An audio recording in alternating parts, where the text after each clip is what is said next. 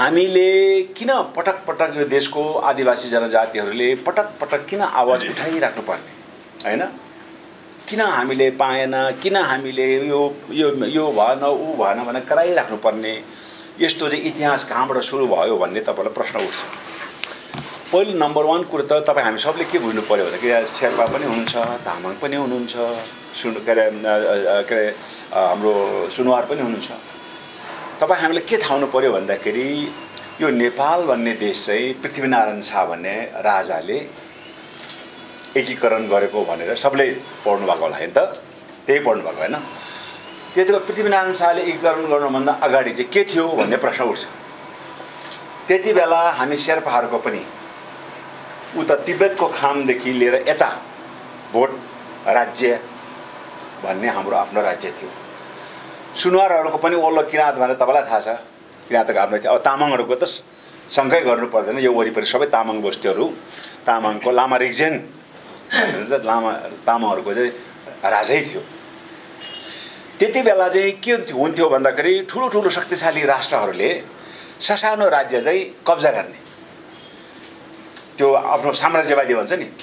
त्यति बेलाको शक्तिशाली चाहिँ को थियो भन्दाखेरि एकतर्फ अङ्ग्रेजीहरू थियो, यो बेलायत ब्रिटिसहरू ससानो चाहिँ देश कब्जा गर्दै जाने, अनि अर्को चाहिँ उता जापान थियो, जापानले पनि धेरै ठाउँ कब्जा गर्ने। अनि त्यति बेला मान्छेलाई के चिन्ता भयो भने ससानो चाहिँ देश भएर बस्यो भने अरूले आक्रमण गरेर घाप्ला गुप्ला खाइदिएला, त्यस कारणले हामी शक्तिशाली हुनुको लागि चाहिँ जुत्नु मिल्नुपर्छ भनेर चाहिँ ससाना देशहरू मिल्यो। त्यस्तो देश को मिल्यो भन्दाखेरि अमेरिका पनि त्यो ससाना देश मिलेर बनेको।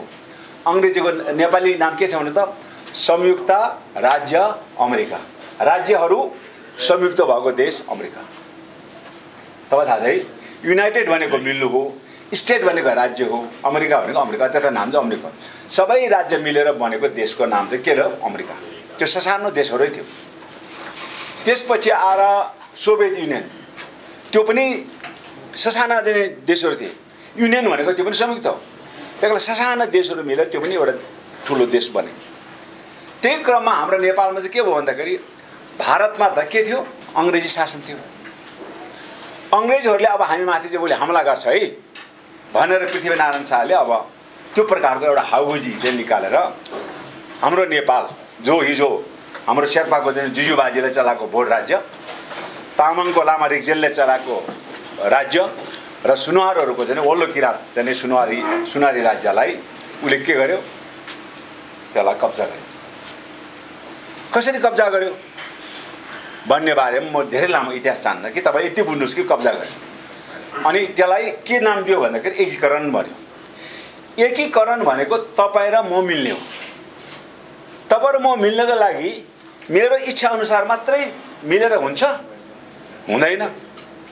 एकीकरण भनेको त मेरो र तपाईँको दुवैको कुरा ठ्याक्क मिल्यो भने एकीकरण हो। जबरजस्ती छातीमा समातेर यहाँ चाहिँ यहाँ बस भन्यो भने त्यो एकीकरण त हुँदैन। हुन्छ त्यस्तो एकीकरण? त्यसकारण पृथ्वीनारायण शाहले जुन हाम्रो राज्यको माटो गोर्खाको राज्यसँग चाहिँ मिसाइदियो, तर हाम्रो इच्छा लागेन। कसरी? जबरजस्ती चाहिँ।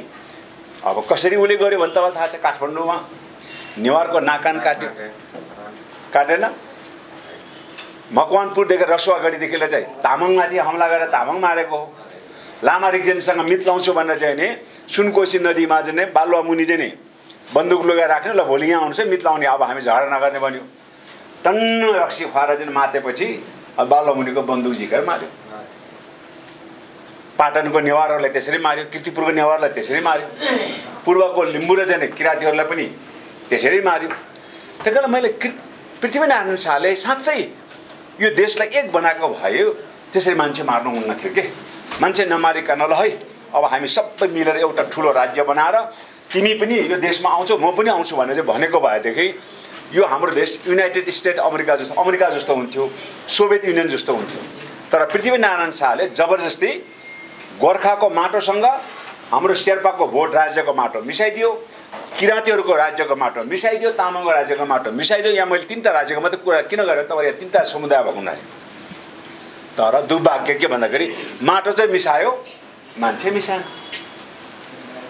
मान्छे मिसायो भने त्यो सिंहदरबारमा शेर्पा पनि हुन्थ्यो होला, हुँदैन थियो। त्यो सिंहदरबारमा सुनुवार पनि हुन्थ्यो होला, त्यो सिंहदरबारमा तामाङ पनि हुन्थ्यो होला नि। त्यस कारणले त्यो राज्य कस्तो बन्यो भन्दाखेरि नाम चाहिँ एकीकरण बन्यो, त्यो जबरजस्ती एकीकरण गरे, मानिसहरूको एकीकरण गरेन। अनि उसले एकीकरण गरेपछि के गर्यो भन्दाखेरि धर्म हामी माथि के लाग्यो, हिन्दू लाग्यो। तपाईँहरूलाई कतिजना जाने भाइ ससाना भाइहरू छ मेरो उमेरको दौधरी त उहाँ र उहाँ अलिअलि कति म 66 पुगिसकेँ। हाम्रो रिम्बुर्चेहरूलाई पनि नागरिकता लिँदाखेरि ढाका टोपी नलागन नागरिकता होइन। त्यसपछि भाषा धर्म हिन्दू राज्य हिन्दू धर्म लादियो, अनि भाषा पर्वतीय भाषा लादियो, अनि यता शासनमा पनि को आयो, उनीहरू आयो। अनि पृथ्वीनारायण शाहको त्यो शासनलाई सहयोग पुर्याउनको लागि अब पृथ्वीनारायण शाहको त्यो शासन त मान्दैन थियो मान्छेले। त्यो तपाईँहरूलाई कति थाहा छ कि छैन, पृथ्वीनारायण शाहले राज्य एकीकरण गर्दाखेरि 1945 जब तेन्जिङ उसले हिमाल चढ्दाखेरि चाहिँ यो नाम्चे बजारको हिमाली क्षेत्रको जति पनि यो मुस्ताङतिरको मान्छेले आफ्नो कर्ज कहाँ तिर्थ्यो भन्दाखेरि उता तिब्बतको खाममा तिर्थ्यो। प्रश्न उठ्छ, शेर्पाहरू यो देशका आदिवासी हो कि होइनन् भन्ने प्रश्न उठ्छ। हामी यो देशको आदिवासी हो किन भन्दाखेरि यता भोट राजाहरू बस्थे, यो बिचमा किराँती, त्यसपछि तामाङ, अनि त्यसपछि गोर्खामाथि झगडा भएपछि पटक पटक झगडा भयो। तर अब तराई र पहाड त सजिलो ठाउँ, अब हिमाली क्षेत्र तपाईँलाई थाहा छ, हामी नाक गोठ चाहिँ माथि लाँदा पनि जो पहिला पुग्छ उसले राम्रो ठाउँ छानेर त्यसमा आफ्नो गोठ बसाल्थ्यो नि, बसाल्दैन थियो भन्नुहोस् न। त्यो ठाउँमा 12 वर्ष 12 महिना काल झन्डा गाडेर कोही पनि बस्न सक्दैन। हिउँदमा त त्यहाँ त सबै सुन्छन्, अनि बर्खामा जो चाहिँ पहिला पुग्यो उसले चाहिँ कब्जा गर्ने। र त्यो ठाउँ चाहिँ कसको भन्ने कुरामा जहिले पनि झगडा पऱ्यो। जस्तो अहिले चाहिँ नि ताइवान र चीनको बिच एउटा टापु छ, कुन दिन चाइनिजको चाहिँ आर्मी पुगेर त्यहाँ टापुमा झन्डा गाड्यो यो मेरो भन्ने, त्यहाँ त सधैँ बस्न सक्दैन।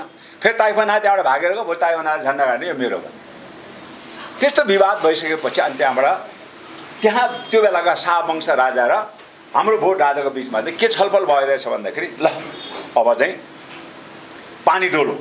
पानी डोलो भनेको मतलब यो ठक्क यहाँ माथि हिमालको टुप्पामा पानी बगाइदिने, उता दक्षिणतिर बग्यो गोर्खा राजाको हुने, उत्तरतिर गयो भोट राज्यको हुने भने चाहिँ त्यहाँबाट भाग लाउँदाखेरि हाम्रो जमिन चाहिँ ठ्याक्क गन्यौला छिने जस्तै टाउको कता हो भोट राज्यमा गयो, पुच्छर कता गयो गोर्खा राज्यमा बस्यो, अनि टाउको उता गएको उतै तिब्बततिर बस्यो, अनि पुच्छरतिर आयो हामी यतातिर बस्यौँ। त्यस कारणले हामी के भन्छन्, हाम्रो त आफ्नो जमिन नै विभाजित भएर आएको हुनाले हाम्रो आधी जमिन यहाँ भएकोले हामी यो देशको आदिवासी हौँ भन्छ। हामीलाई कतिले के भन्छ, तिम्रो त टिबेटन शरणार्थीबाट टिबेटबाट आएका भन्छ। टिबेटबाट होइन, हाम्रो त टिबेटको आधी भाग त हाम्रो अहिले पनि नेपालमै छ। त तपाईँ हामीले पनि भन्नुपर्छ, शेर्पाहरू बढी भएको हुनाले यो कुरा तपाईँलाई इतिहास चाहिँ आदिवासी होइनन् भन्ने प्रसङ्ग तपाईँले उठाउँछ।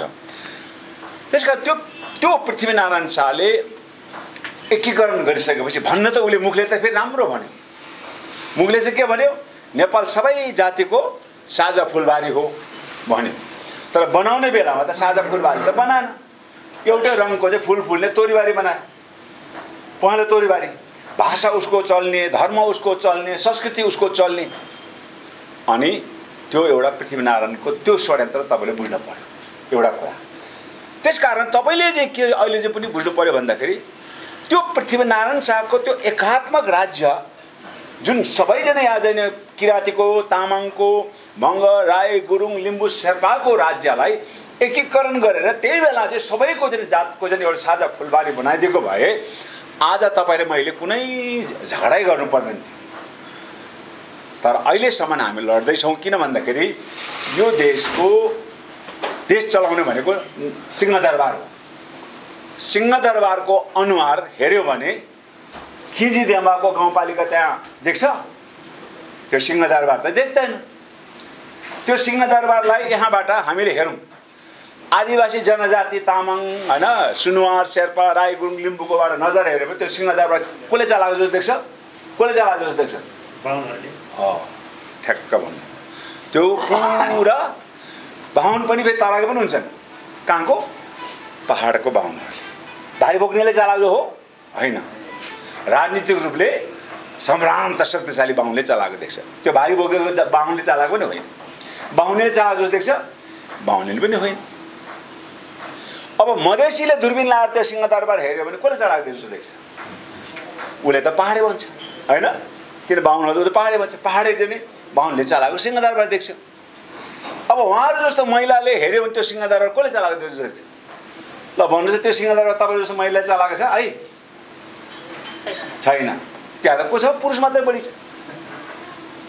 त्यो सिंहदरबार कर्णालीको चाहिँ त्यो खान नपाएको चाहिँ कुहेको चामल चाहिँ किन्नलाई 5 दिन चाहिँ लाइन लाग्नु पर्यो। त्यो कर्णालीवासीको नजरबाट हेरेर त्यो सिंहदरबार पूर्वेलीले चलाए जस्तो देख्छ। अब दलितहरूको नजरबाट हेऱ्यो भने त्यो सिंहदरबार भित्र उ देख्दैन। त्यही त्यो सिंहदरबार भाषा प्रयोग एउटाकै भाषा मात्र प्रयोग गर्ने, त्यो एउटै जाति समुदायको मात्र हुने, धर्म पनि एउटै मानेपछि त्यो सिंहदरबार चाहिँ भएन। हाम्रो सिंहदरबार भएन। त्यो परम्परा पृथ्वीनारायण शाहपछि उसका चाहिँ शाखा सन्तति आए। त्यो सिंहदरबारको शाखा सन्ततिको रूपमा राजाको छोरा राजा हुँदा हुँदा हुँदा आएर कहाँसम्म आइपुग्यो भने राजा महेन्द्र हुँदासम्मको आयो। अब राजा महेन्द्रको पालाको षड्यन्त्र म तपाईँलाई भन्छु है। राजा महेन्द्र नआउन्जेलसम्म नेपालमा 14 अञ्चल 75 जिल्ला थिएन। त्यहाँ चाहिँ के थियो भन्नुहोस् त? जिल्ला हुनुभन्दा अगाडि के थियो? कसलाई थाहा छ ल भन्नुहोस्? पूर्व 3 नम्बर 4 नम्बर 1 नम्बर भन्ने थियो कि थिएन? त्योभन्दा अगाडि जिल्ला थिएन। 1 नम्बर 2 नम्बर भन्थ्यो। डिको ठुलो चक्ला एरिया चाहिँ ओगटेको थियो कि। अहिले जान्दै जाँदै भने विकास क्षेत्र बराबरकोलाई एउटा नम्बर दिएको थियो। किन भोजपुर 4 नम्बर हो होइन? यसरी चाहिँ नै नम्बरहरू दिएको थियो। अनि पछि उसले के गर्यो भन्दाखेरि हाम्रो सङ्ख्यालाई टुक्रा टुक्रा गरेर काट्नको लागि राजा महेन्द्रले 14 अञ्चल 75 जिल्लाको कल्पना गर्यो। त्यो 75 जिल्ला हेर्दाखेरि तपाईँलाई केही जस्तो लाग्दैन, तर 75 जिल्लाको पछाडिको ठुलो षड्यन्त्र तपाईँलाई म आज ठक्क बताइदिन्छु। काठमाडौँ वरिपरि सबै को छन्? तामाङ छन्। हिमाली क्षेत्रमा को छन्? शेर्पाहरू छन्। कमसेकम रसुवासम्म त्यहाँदेखि उता चाहिँ भोटेहरू छन्। त्यसरी चाहिँ हाम्रो वासस्थानलाई उसले 75 जिल्लामा के गर्यो? टुक्रा टुक्रा पारे, चोक्टा पारे। के भयो त्यो? किन चोक्टा पारे भन्दाखेरि उसलाई के चिन्ता थियो भन्दाखेरि एउटै भाषा बोल्ने, एउटै धर्म मान्ने, एउटै संस्कृति रीतिरिवाज मान्ने मान्छे सँगै बस्यो भने के हुन्छ? आत्मीयता बढ्ने हो, चिन्ने भयो नि त। अब तपाईँलाई गोम्बु हिजो चिन्नु भएको छैन, आज गोम्बु चिन्यो, माया बढ्दै गयो। माया बढ्दै गएपछि उसलाई सपोर्ट गर्नु मन लाग्छ, सङ्गठित हुँदै जान्छ, शक्तिशाली हुन्छ। शक्तिशाली भएपछि के गर्छ? विद्रोह गर्छ। मलाई पनि यो राज्य चाहिन्छ, मलाई पनि यो अधिकार चाहिन्छ, ऊ चाहिन्छ, लड्ने भयो। त्यस कारणले यो भोटेहरूलाई सङ्गठित हुन नदिने हो भने अब यिनीहरू एउटै भूगोलमा बसेको छ, यसलाई खण्ड खण्ड गर्नुपर्छ भनेर 75 जिल्लाको कल्पना ल्याए। 75 जिल्ला ल्याएपछि म उदाहरण तपाईँ ठ्याक्क बुझ्ने म तामाङ काठमाडौँ वरिपरि, काठमाडौँको चाहिँ उपत्यका हो भने यो वरिपरि सबै तामाङ, सबभन्दा माथि टुप्पामा रसुवा, नुवाकोट, सिन्धुपाल्चोक, मकवानपुर, धादिङ होइन, यसरी चाहिँ नै घुम्दै आएको तामाङको गाउँलाई उसले 5-6 टुक्रा बनाइदियो। टुक्रा बनाएपछि त्यहाँ चुनाव भयो। चुनाव भएपछि के भन्छ? सिन्धुपाल्चोक भनेको कसको गाउँ? अरू मान्छे पनि छ, तर बढी सङ्ख्या भएको कसको गाउँ भन्नुहोस् ल? तामाङ जित्नुपर्ने होइन। त्यहाँबाट सधैँ को जित्यो भने नेत्र विक्रम थापा र पशुपति शमशेर, एक राणा जहिले पनि जितेर। अब तामाङ जित्यो त? जितेन। त्यसपछि सिन्धुपाल्चोकबाट तपाईँ नागेर चाहिँ काभ्रेमा आउनुहोस्। काभ्रेमा को जित्यो? खरेलहरू। अनि आयो तामाङ। हिजो पो तामाङ एक ठाउँमा थियो र ढ्याक्क एक ठाउँ भोट हाल्यो। पुङ्गो आस्याङ पुङ्गो चुरी पुङ्गो भने झ्यामै हाल्थ्यो। तामाङ त खण्ड खण्ड भएपछि त भोट त खण्डित भयो। हाम्रो त कानको छेउमा है चुरे चुरी भन्यो भने बुझ्दैन, बाहुनहरूको त आँखा इसारा गरेपछि टक्क षड्यन्त्र कहाँ छ म तपाईँलाई बताएछु। नवलपरासीमा गाउँपालिकाको चुनाव भएको छ। गाउँपालिकाको चुनाव हुँदाखेरि एमालेबाट अध्यक्ष जनजाति उठाएछ, उपाध्यक्ष चाहिँ बाहुन उठाएछ, बाहुनबाट उठाएछ। ठ्याक्क काङ्ग्रेसको मात्रै उल्टो, अध्यक्ष चाहिँ बाहुन उठाएछ, उपाध्यक्ष चाहिँ को उठायो? जनजाति उठायो। भोट हाल्यो त एमाले जितेको भए अध्यक्ष को हुन्थ्यो? जनजाति हुन्थ्यो, उपाध्यक्ष बाहुन हुन्थ्यो। काङ्ग्रेस जितेको भए के हुन्थ्यो? अध्यक्ष बाहुन हुन्थ्यो, उपाध्यक्ष को हुन्थ्यो? जनजाति हुन्थ्यो, होइन त? तर कस्तो भोट आयो? त्यस्तो आयो त? आयो। के आयो? अध्यक्ष एमालेको जित्यो, उपाध्यक्ष काङ्ग्रेसको जित्यो। यताबाट अध्यक्ष बाहुन एमालेको जित्यो, उपाध्यक्ष उता बाहुन काङ्ग्रेसको जित्यो। भोट हाल्न जानेछ त आफ्नो जनजातिले? उनीहरूले इसाराको भरमा हालिदियो भोट। हाम्रो त कानमा यस्तो गरेर माइक हाल्नु नि बुझ्दैन, उनीहरूको आँखा इसारामा कसलाई भोट हाल्नु पर्छ थाहा भयो। कमल थापाले एक सिट नजित्दाखेरि 17 जना माननीय कसरी पायो? तपाईहरु जस्तै कम्युनिस्टमा भएको, एमालेमा भएको, काङ्ग्रेसमा भएको पार्टीले के गर्यो? प्रत्यक्ष चाहिँ हाम्रै नेता बाहुन नेतालाई दिनुपर्छ, ज्याममा दियो। यो समानुपातिक भोट मुला दिएपछि कि जनजाति आउँछ कि दलित आउँछ कि त्यो मधेसिया आउँछ, यो के दिने बरु कमल थापालाई दियो गाई त आउँछ भने त्यहाँबाट एक भोट दाइलाई अर्को भोट गाईलाई भन्दै यस्ता हँसिया हातबाट प्रत्यक्षमा उतापट्टि झ्याममा गाईलाई, यता प्रत्यक्ष रूपमा झ्याममै उता गाईलाई, यता सूर्यमा झ्याममै प्रत्यक्ष गाईलाई। अनि कमल थापाले कति सिट जित्यो? 17 सिट जितेन? कति चालाकीपूर्ण यो कुरा त हाम्रो त अहिले कानको छेउमा गएर माइक लाएर लेखेर भन्यो भने भएर बिर्सिन्छ। हामीले केही चाहदैन। मेरो त बाबु काङ्ग्रेस, मेरो त काका एमाले, मेरो त है, अनि केही गर्नु पर्दैन। ओलिएर कमरेड ठिक छ त्यसले हैन, कमरेड भनेर हात ढाडमा हात राख्यो। उसको भोटले ऊ प्रधानमन्त्री खाएको होला मतलब छैन। केपी ओली आएर हातमा ढाडमा त राख्दै होला पु। उसको भाषा धर्म संस्कृतिमा देउबा आएर उसको घरमा एक कप चिया खाइदिउँ, हे त्यसको घरमा पस्या काङ्ग्रेसको नेता। त्यस कारणले त्यो राजा महेन्द्रले 14 अञ्चल 75 जिल्ला गर्दाखेरि त्यहाँबाट मैले काभ्रेमा आए, खरेल जिते। मकवानपुरमा गएको जित्यो, कमल थापा जित्यो, जितेन? धादिङमा आयो चेपाङ र तामाङको गाउँबाट अहिले चाहिँ नि राजेन्द्र पाण्डे जित्ने। अनि उहाँ चाहिँ नुवाकोटबाट चाहिँ नि अर्जुन नरसिंह केसी जित्ने। अनि सोलुमा शेर्पा गाउँबाट बलबहादुर केसी जित्ने। अनि दोलखाबाट चाहिँ पशुपति चौलागाई जित्ने। अब हाम्रो राजनीतिक मान्छेले रुख काट्नुपर्छ भने माथि हाँगा होइन के, कहाँ काट्नु पर्यो? जरो काट्नु पर्यो। हिन्दीमा एउटा उखान छ नि, कसैलाई चाहिँ बाँसुरीको चाहिँ धुन मन पर्दैन भने बाँसुरीको धुन होइन, त्यो बाँसुरी केबाट बन्छ? बाँसको झ्याङबाट बन्छ नि। त्यो बाँसकै झ्याङमा आगो लगाइदिएपछि के भयो? नरहेगा बाँस नबजेगा बाँसुरी। बाँसै नरहेपछि बाँसुरी बज्दैन, बाँसुरी नबजेपछि सिद्धिहाल्यो। त्यस कारणले हामीलाई सिद्धाउने यो देशको शासकहरूले जुन प्रकारको षड्यन्त्र गर्यो त्यो षड्यन्त्र तपाईँ हामीले बुझ्न सकेन। त्यसपछि राजा महेन्द्रको सम्मानको अवस्था, त्यसपछि अब राणा विरुद्धमा पञ्चायतले चाहिँ आन्दोलन गर्यो। जानिया राणा शासनले त हामी आदिवासी जनजाति मात्र होइनन्, बाहुनहरू पनि के थिए? पिल्सिएका थिए। तर त्यो भित्रमा पनि एउटा के थियो भन्दाखेरि हामीले गल्ती गरे मृत्युदण्ड पाउँथ्यो, बाहुनले गल्ती गर्दै मृत्युदण्ड पाउँदैन थियो, किन बाहुन मारे पाप लाग्छ भन्ने त्यो बेलामा पनि एउटा प्रचलन थियो। त्यही कारण मैले तपाईँलाई अहिले चाहिँ यति दुईवटा इतिहास मैले किन भन्न खोजेको भन्दाखेरि हामीलाई राज्यले नै षड्यन्त्रमूलक ढङ्गले हाम्रो प्रतित्व र हाम्रो राजनीतिक अधिकारलाई कमजोर बनाउने जुन निर्वाचित हुने प्रणालीमै हामी हार्ने प्रकारको चाहिँ सिस्टम ल्यायो। हामीले भनेको त्यही हो। त्यो सिस्टम परिवर्तन नभएसम्म अब हाम्रो फेरि जनजाति के छ? एउटा बुढोपाकाले भन्छ क्या, खेती बिग्रियो भने को धेरै किसान भन्नुहुन्थ्यो, उहाँ किसान हुन्छ, खेतीपाती बिग्रियो भने 1 वर्ष खाना नपाउने भयो, व्यापार बिग्रियो भने 1 वर्ष नोक्सान हुने भयो, पढ्न बिर्सियो भने 1 वर्ष फेल हुने भयो। तर राजनीति भन्ने चाहिँ बिर्सियो भने 10 वर्ष दुःख पाउँछ क्या त हो। अहिलेसम्म हामीले राजनीति गर्न नजानेकोले नै हामीले यो दुःख र पीडा हामीले भोगेको।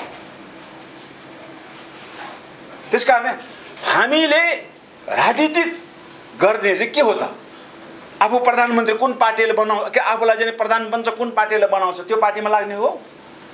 तपाईलाई कुन पार्टीले माननीय बनाउँछ त्यो पार्टीमा लाग्ने हो? के राजनीति भनेको तपाईको आफ्नो परिवार र आफ्नो स्वार्थ सिद्ध गर्नको लागि मात्रै चाहिँ प्रयोग गर्ने चिज हो? म आङ्काजीले राजनीति गर्न चाहिँ मैले चाहिँ गर्ने भनेको चाहिँ म यो देशको चाहिँ माननीय र यो देशको राजदूत बन्नको लागि गरेको भए त आङ्काजी त योभन्दा 10 वर्ष अगाडि राजदूत र माननीय भइसक्यो। किन भन्दाखेरि मलाई त त्यो अफर आएको थियो।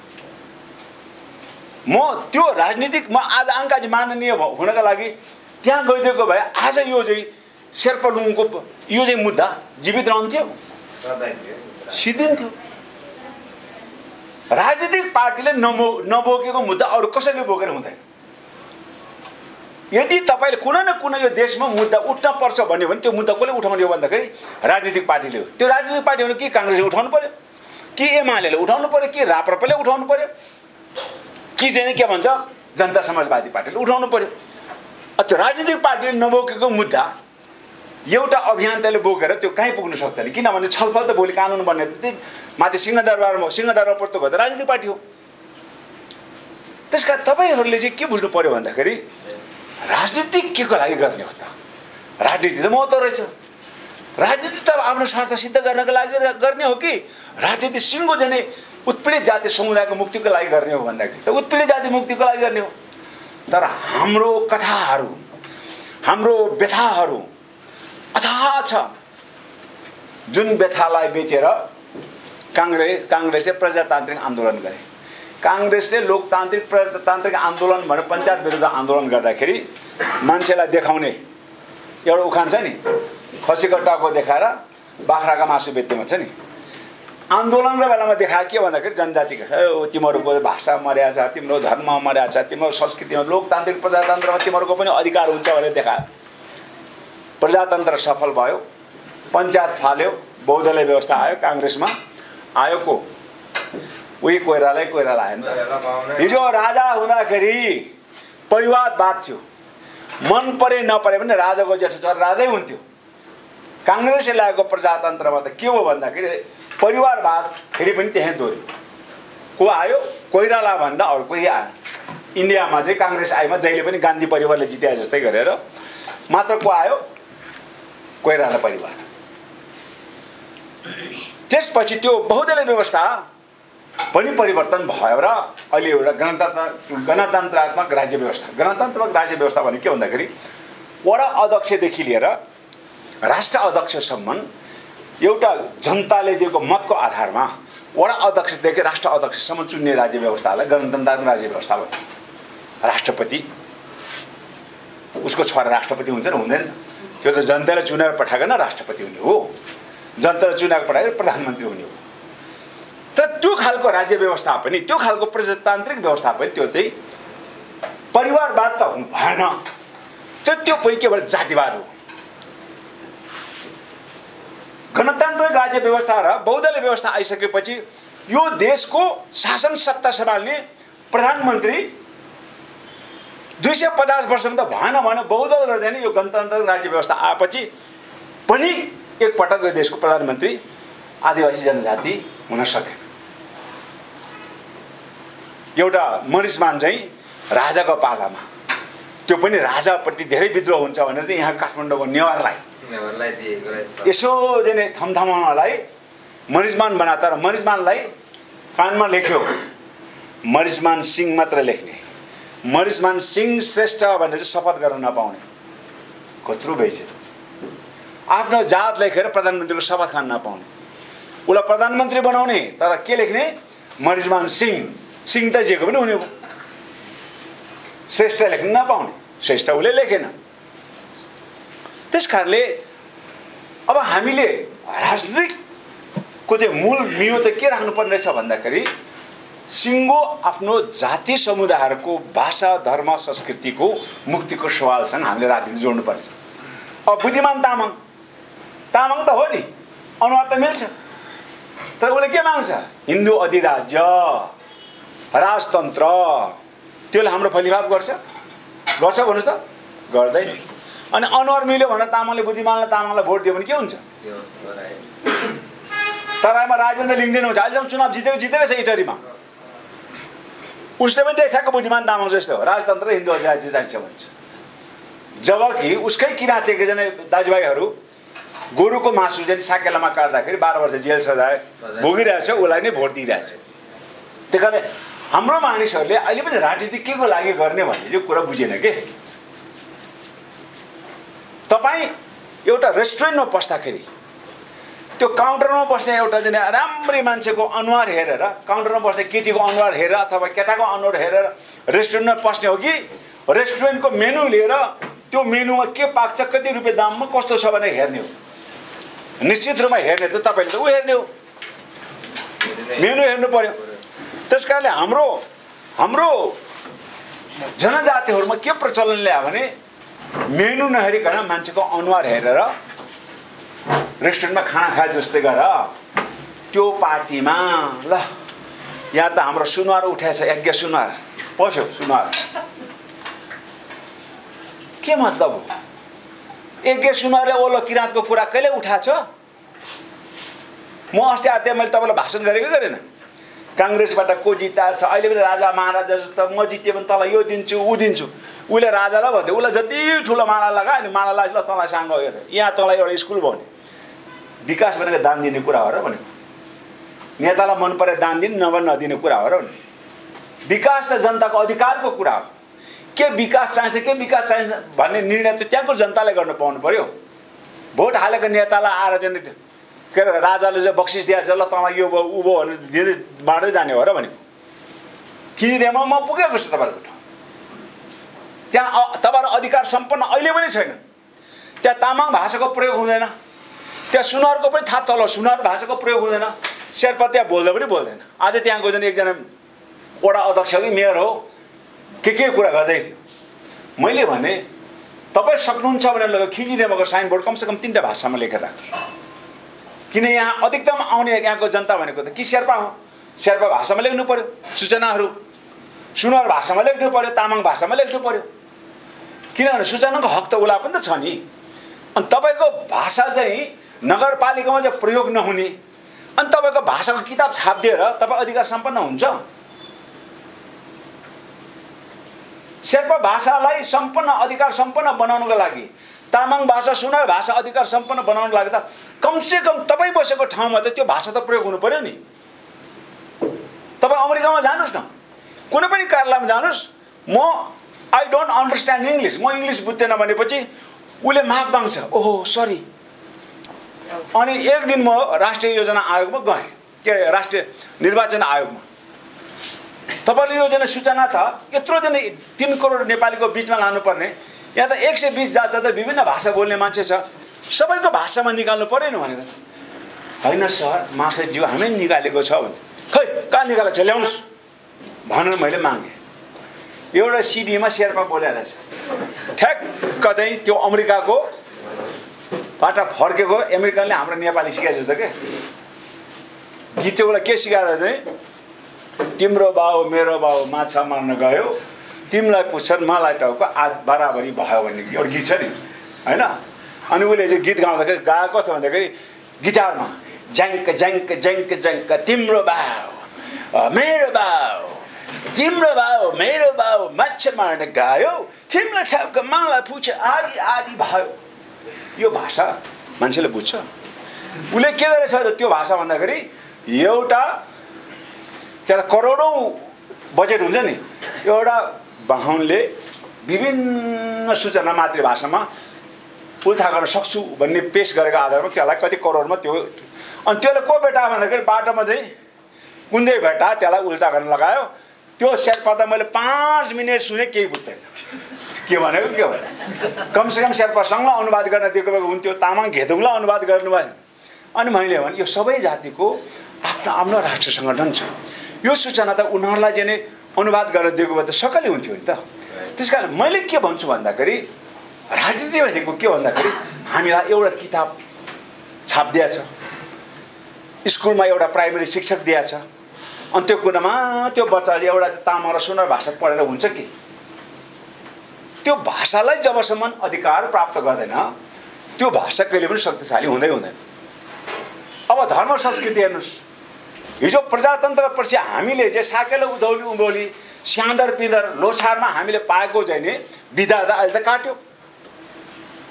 काटेर हुनुहोस् न अब एकै सुना त स्यान्दर पिँदर मान्ने जनजाति समुदाय पर्छ एकै सुनालाई करा त हो त कारण अब मूल प्रश्न के भन्दाखेरि राजनीति के को लागि गर्ने कसको लागि गर्ने त्यसकाले तपाईले भन्नु यो मान्छे त आम्माम कस्तो सफल जिन्दगी राजनीति के हो भन्दाखेरि एमालेमा लागेर यो त अहिले त गाविस अध्यक्ष भयो सिद्धि त्यसकाले मैले भने हाम्रो अशोक राईले भन्छ के हिजो म एमालेको जिल्ला उपसचिव हुँ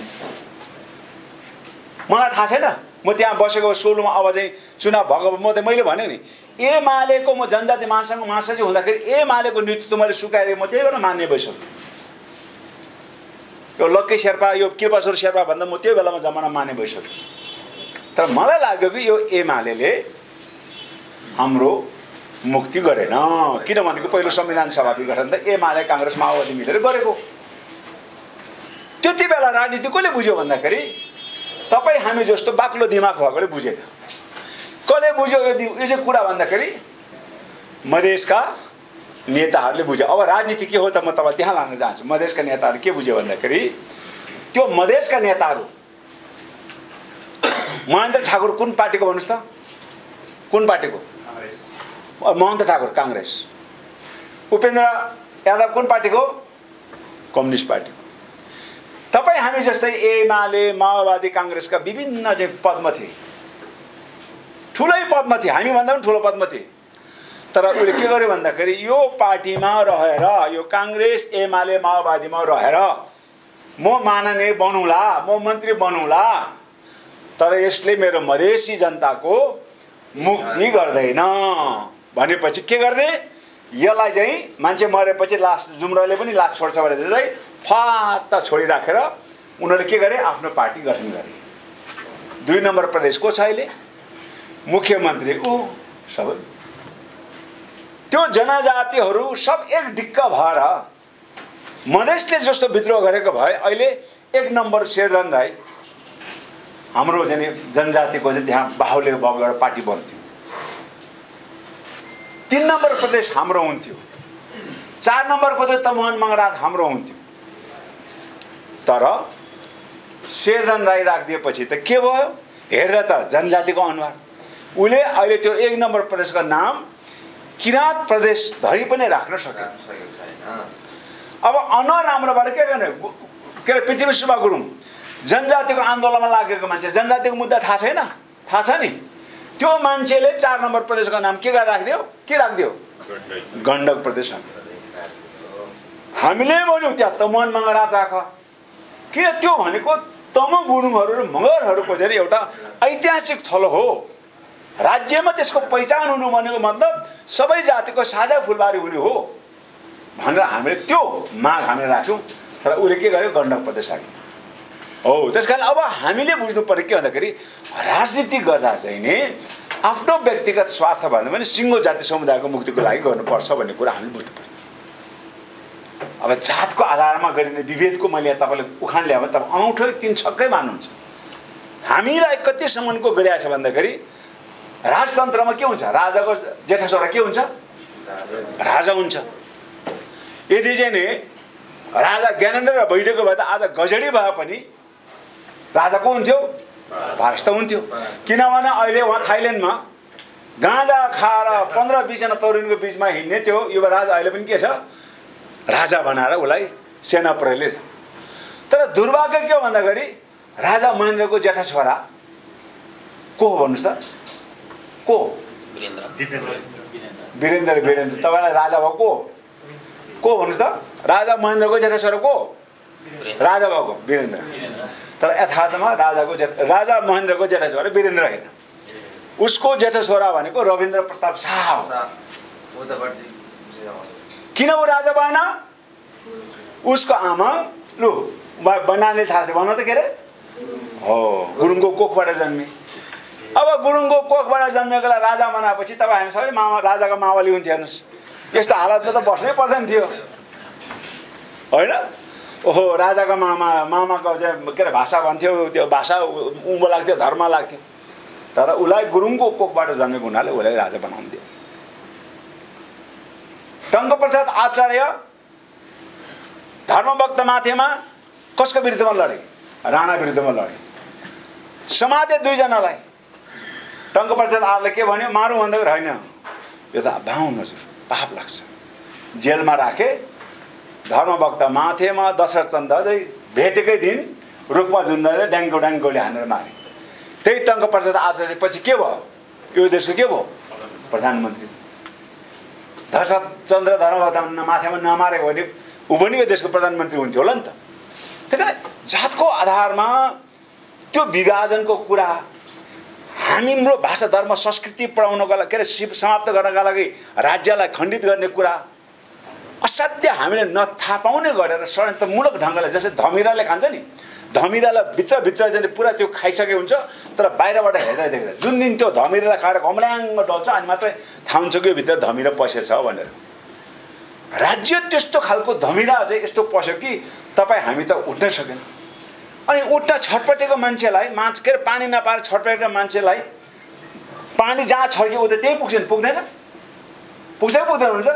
पानीमा खेल्नुपर्ने भ्याकुता पानी खान नपाएको बेलामा यहाँ चाहिँ बगेको भ्याकुता यहाँ चाहिँ पोखरी बनाइदियौँ, त्यतिकै त्यहाँ फर्लक गरेर यहाँ आइपुग्छ नि। पञ्चायत विरुद्धमा लड्ने काङ्ग्रेसले त्यही भन्यो। लोकतान्त्रिक प्रजातन्त्रमा अङ्ग्रेजीमा तपाईँलाई कहिले थाहा छ? Democracy is for the people, of the people, by the people. अथवा नेपालीमा प्रजातन्त्र जनताका लागि, जनताद्वारा र जनतैबाट। हो त्यसो भए त उयो प्रजातन्त्र आयो भने त अहिलेसम्मको हामी बिजोग भएको यस्तो हालतमा भएको त उद्धार हुनेछ भने सबले कता आयो? काङ्ग्रेसले खनेको त्यो लोकतान्त्रिक प्रजातन्त्रको कुवामा झ्याम्ल्याङ हाम पाल्यो। त्यहाँ त न शेर्पाको भाषा उँभो लाग्यो, न किराँतीको भाषा उँभो लाग्यो, न के अरे तामाङको भाषा उँभो लाग्यो। राज्यमा त फेरि त्यो कोइराला परिवार मात्र आयो। त्यसपछि आएर माओवादी आयो। के अरे बन्दुकको नालाबाट राज्य सत्ता कब्जा हुन्छ, मङ्गरात हुन्छ, शेर्पालुङ हुन्छ, धर्मनिरपेक्ष हुन्छ, तिम्रो भाषा हामी प्रयोग गर्छौँ भनेर चाहिँ बन्दुकको चाहिँ अघि हाम्रो उहाँ हुनुहुन्थ्यो नि, म पनि एमाले थिएँ। भोट चाहिँ उसले हाल्यो, माओवादी हाल्यो। मलाई यो माले के कामै छैन हो ल, यसलाई हाल्छौँ भनेर चाहिँ माओवादीले भोट हाल्यो। हामी सबै त्यो काङ्ग्रेसको चाहिँ पोखरीबाट निस्केर कता पस्यो? फेरि यता माओवादीको पोखरीमा पस्यो। त्यो माओवादीको पोखरीमा त जन प्रचण्ड चाहिँ यो देशको पहिलो प्रधानमन्त्री भयो गणतन्त्र नेपालको। हिजो गाउँघरमा चाहिँ धर्मनिरपेक्ष घोषणा हुन्छ, खै त्यो तारे गुरुले ड्याङ्ग काटेर मासु भात खाएको प्रचण्डले पहिलो सुरुमा संविधानमा राष्ट्रिय जनावर के राख्यो? गाई राख्यो। हामीले प्रचण्ड सोध्यौँ के हो यस्तो? हिजो बन्दुक उठाएर चाहिँ विद्रोह गर्दाखेरि गोरु काटेर खुवाउने, अहिले आज तिमी आज गाई राष्ट्रिय जनावर बनाउने? त्यो राष्ट्रिय जनावर गाई हुनुपर्छ भन्ने एउटा चाहिँ न्यायाधीश थियो। त्यो न्यायाधीश त मैले चाहिँ बाटोमा भेटेर चाहिँ मैले चाहिँ पेटमा चाहिँ ड्याङ्को ड्याङ्गेर खाएको सालै म होइन, गैँडा बनाए हुन्थ्यो। अर्काको चाहिँ धर्म संस्कृतिलाई असर पार्ने गरेर हामीले जेल हाल्ने यो चाहिँ गाई चाहिँ किन राष्ट्रिय जनावर बनायो भने चाहिँ ड्यामको ड्याम मैले पेटमै हिर्काएको। भागेर चाहिँ त्यत्रो मान्छेको अगाडि भागेर त्यो माथि के अरे प्रधानमन्त्री क्वार्टरमा पस्यो। हामी त्यहाँ चाहिँ विरोध गर्दै थियौँ। अनि प्रचण्डले एउटा कार्यक्रममा सोधेको थियो, हेर्नुहोस् संविधान मैले मात्रै बनाउने होइन, काङ्ग्रेसले पनि बनाउने हो। काङ्ग्रेसले सोध्यो, ल प्रचण्डजी तपाईँ राजा र गाई कुन छान्ने? एउटा छान्नुहोस्। कि तपाईँले राजा छाड्नु पर्यो कि गाई छोड्नु पर्यो? भनेपछि त मलाई त गाह्रो यसो सम्झेको राजाको भन्दा त गाई त अलिक कम हानिकारक हो, बरु म राजा छोड्छु म गाई छोड्दिनँ भने त्यहाँबाट गाई चाहिँ मैले राखेँ भन्छ। यस्तो व्याख्याले तपाईँ हामी पत्याउने। त्यही मैले भन्नु खोजेको मतलब काङ्ग्रेसको लोकतान्त्रिक प्रजातान्त्रिक आन्दोलनमा पनि हामी माथिको चाहिँ कथा व्यथा उठ्यो, तर काङ्ग्रेस सरकारमा आएपछि सम्बोधन भएन।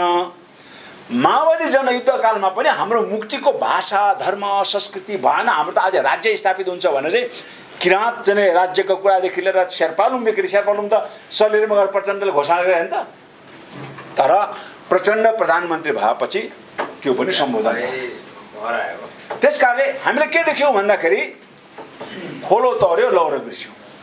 खोलो तर्ने बेलामा लौरो अठ्याउने, यसले हाम्रो लौरो समाते है, अब यो लौरो चाहिँ यसले ठिक ठाउँमा पुर्याउँछ भने चाहिँ लौरो भएर हामी टेक्दै गयौँ।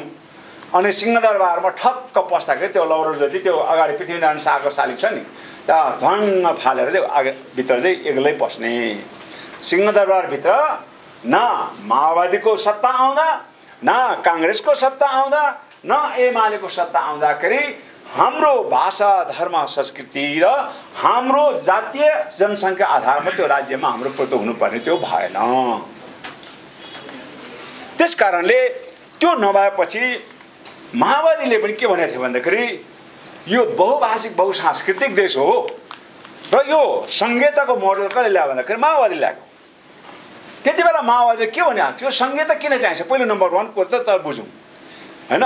संहिता भनेको के हो र संहिता किन चाहिन्छ, म अलिकति यतातिर जान चाहन्छु।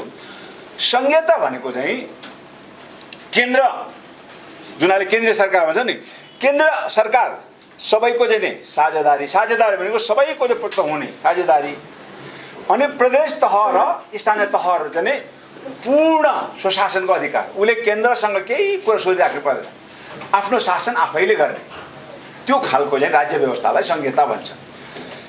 अब संहिता किन कस्तो ठाउँमा चाहिँ संहिताको आवश्यकता पर्छ भन्दाखेरि जुन देशमा धेरै जातिहरू छन्, धेरै भाषा बोल्नेहरू छन्, धेरै धर्म संस्कृतिका मान्छेहरू छन् भने हाम्रै एउटै परिवारमा त तिनटै छोराको बिचमा त बाउ आमाले माया बराबरी गर्न सकेन, उसलाई अधिकार बराबरी दिन सकेन भने के हुन्छ, छोराछोरीमा झगडा हुन्छ हैन, परिवारमा झगडा हुँदैन।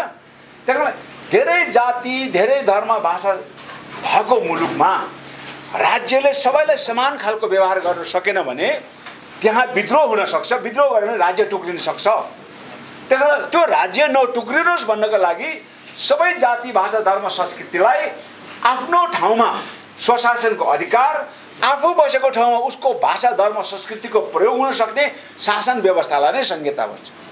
आज शेर्पालुङ भइदिएको भए हामीले विद्रोह गर्नु पर्दैन थियो, किनभने शेर्पालुङमा लोसारमा हामी 15 दिन बिदा दिन्थे।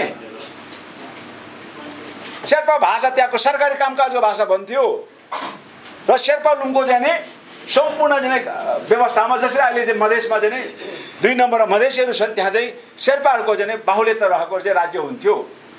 त्यसो भनेको मतलब फेरि बाहुनहरूले त्यहाँ आउनु पाउँदैन, आउनु पाउँछ, प्रतिस्पर्धा गरेर जो पनि आउनु पाउँछ। त्यो खालको व्यवस्थाको लागि हामीले संहिता आवश्यक हो। अब धर्मनिरपेक्ष पनि हामीले मागेका थियौँ। धर्मनिरपेक्ष भनेको चाहिँ राज्यले कुनै धर्म नमान्ने, राज्य चाहिँ धर्मविहीन हुनु पर्यो, तर त्यो राज्यभित्र बस्ने प्रत्येक व्यक्तिले कुन धर्म मान्ने या नमान्ने, धर्म मान्ने भए कुन मान्ने त्यो उसको अधिकार, अथवा म धर्मै मान्दिनँ भने पनि उसको अधिकार। व्यक्तिलाई धर्म मान्ने नमान्ने अधिकार, राज्यले कुनै धर्म नमान्ने अथवा राज्यको धर्म नमान्ने, यो धर्मनिरपेक्ष व्यवस्था हो। तर त्यो धर्मनिरपेक्ष पनि लगेर कहाँ जोडिदियो, सनातन धर्म भनेर हिन्दू धर्मसँग जोडिदियो। त्यसकारण यो राज्यमा हाम्रो प्रभुत्व नहुने, यो राज्यमा हाम्रो पहिचान पनि स्थापित भएन। माओवादी जनयुद्धकालले उठाएको पहिचान पनि स्थापित भएन, माओवादी जनयुद्धकालमा उठाएको चाहिँ धर्मनिरपेक्ष पनि स्थापित भएन र माओवादी के अरे जनयुद्धमा पटाएको सबैको भाषा धर्म भाषाले पनि अधिकार सम्पन्न आउँछ भन्ने त्यो पनि भएन। त्यसपछि यो सबै चिज आदिवासी जनजातिको आन्दोलन, माओवादीको आन्दोलन, मधेसको आन्दोलन, यी सबै आन्दोलनले उठाएको मुद्दाहरू संविधानमा लेखेको भए आज हामीले आन्दोलन गर्नु पर्दैन। नेपालमा अर्काको देशमा संविधान कति बेला लेख्छ भन्दाखेरि जब एउटा राजनीतिक व्यवस्थाले काम गर्दैन नि अनि त्यो फेर्नको लागि के लेख्छ? संविधान लेख्छ। राणा फालेर नयाँ संविधान लेख्यो, पञ्चायतको संविधान लेख्यो, पञ्चायत फाल्यो बौद्धले संविधान लेख्यो, बौद्धले व्यवस्था फाल्यो गणतन्त्रको संविधान। नेपालमा आन्दोलन समाप्त भयो त? भएन। पटक पटक आन्दोलन हुनुको मतलब नेपालमा जतिसुकै राजनीतिक व्यवस्था परिवर्तन होस्, राणा फाल्यो पञ्चायत आयो, शासक परिवर्तन भयो भएन। हिजो राणामा जुन शासकहरू थिए, राणा त अगाडिको दिन देखाउने दाँत हो, पछाडि त कोही थिए? त्यही एकल जातीय पहाडे ब्राह्मण। पञ्चायत फालेर बौद्धले आयो, त्यही पहाडे ब्राह्मण। बौद्धले फाले गणतान्त्रिक राज्य व्यवस्था आयो, त्यही पहाडे ब्राह्मण।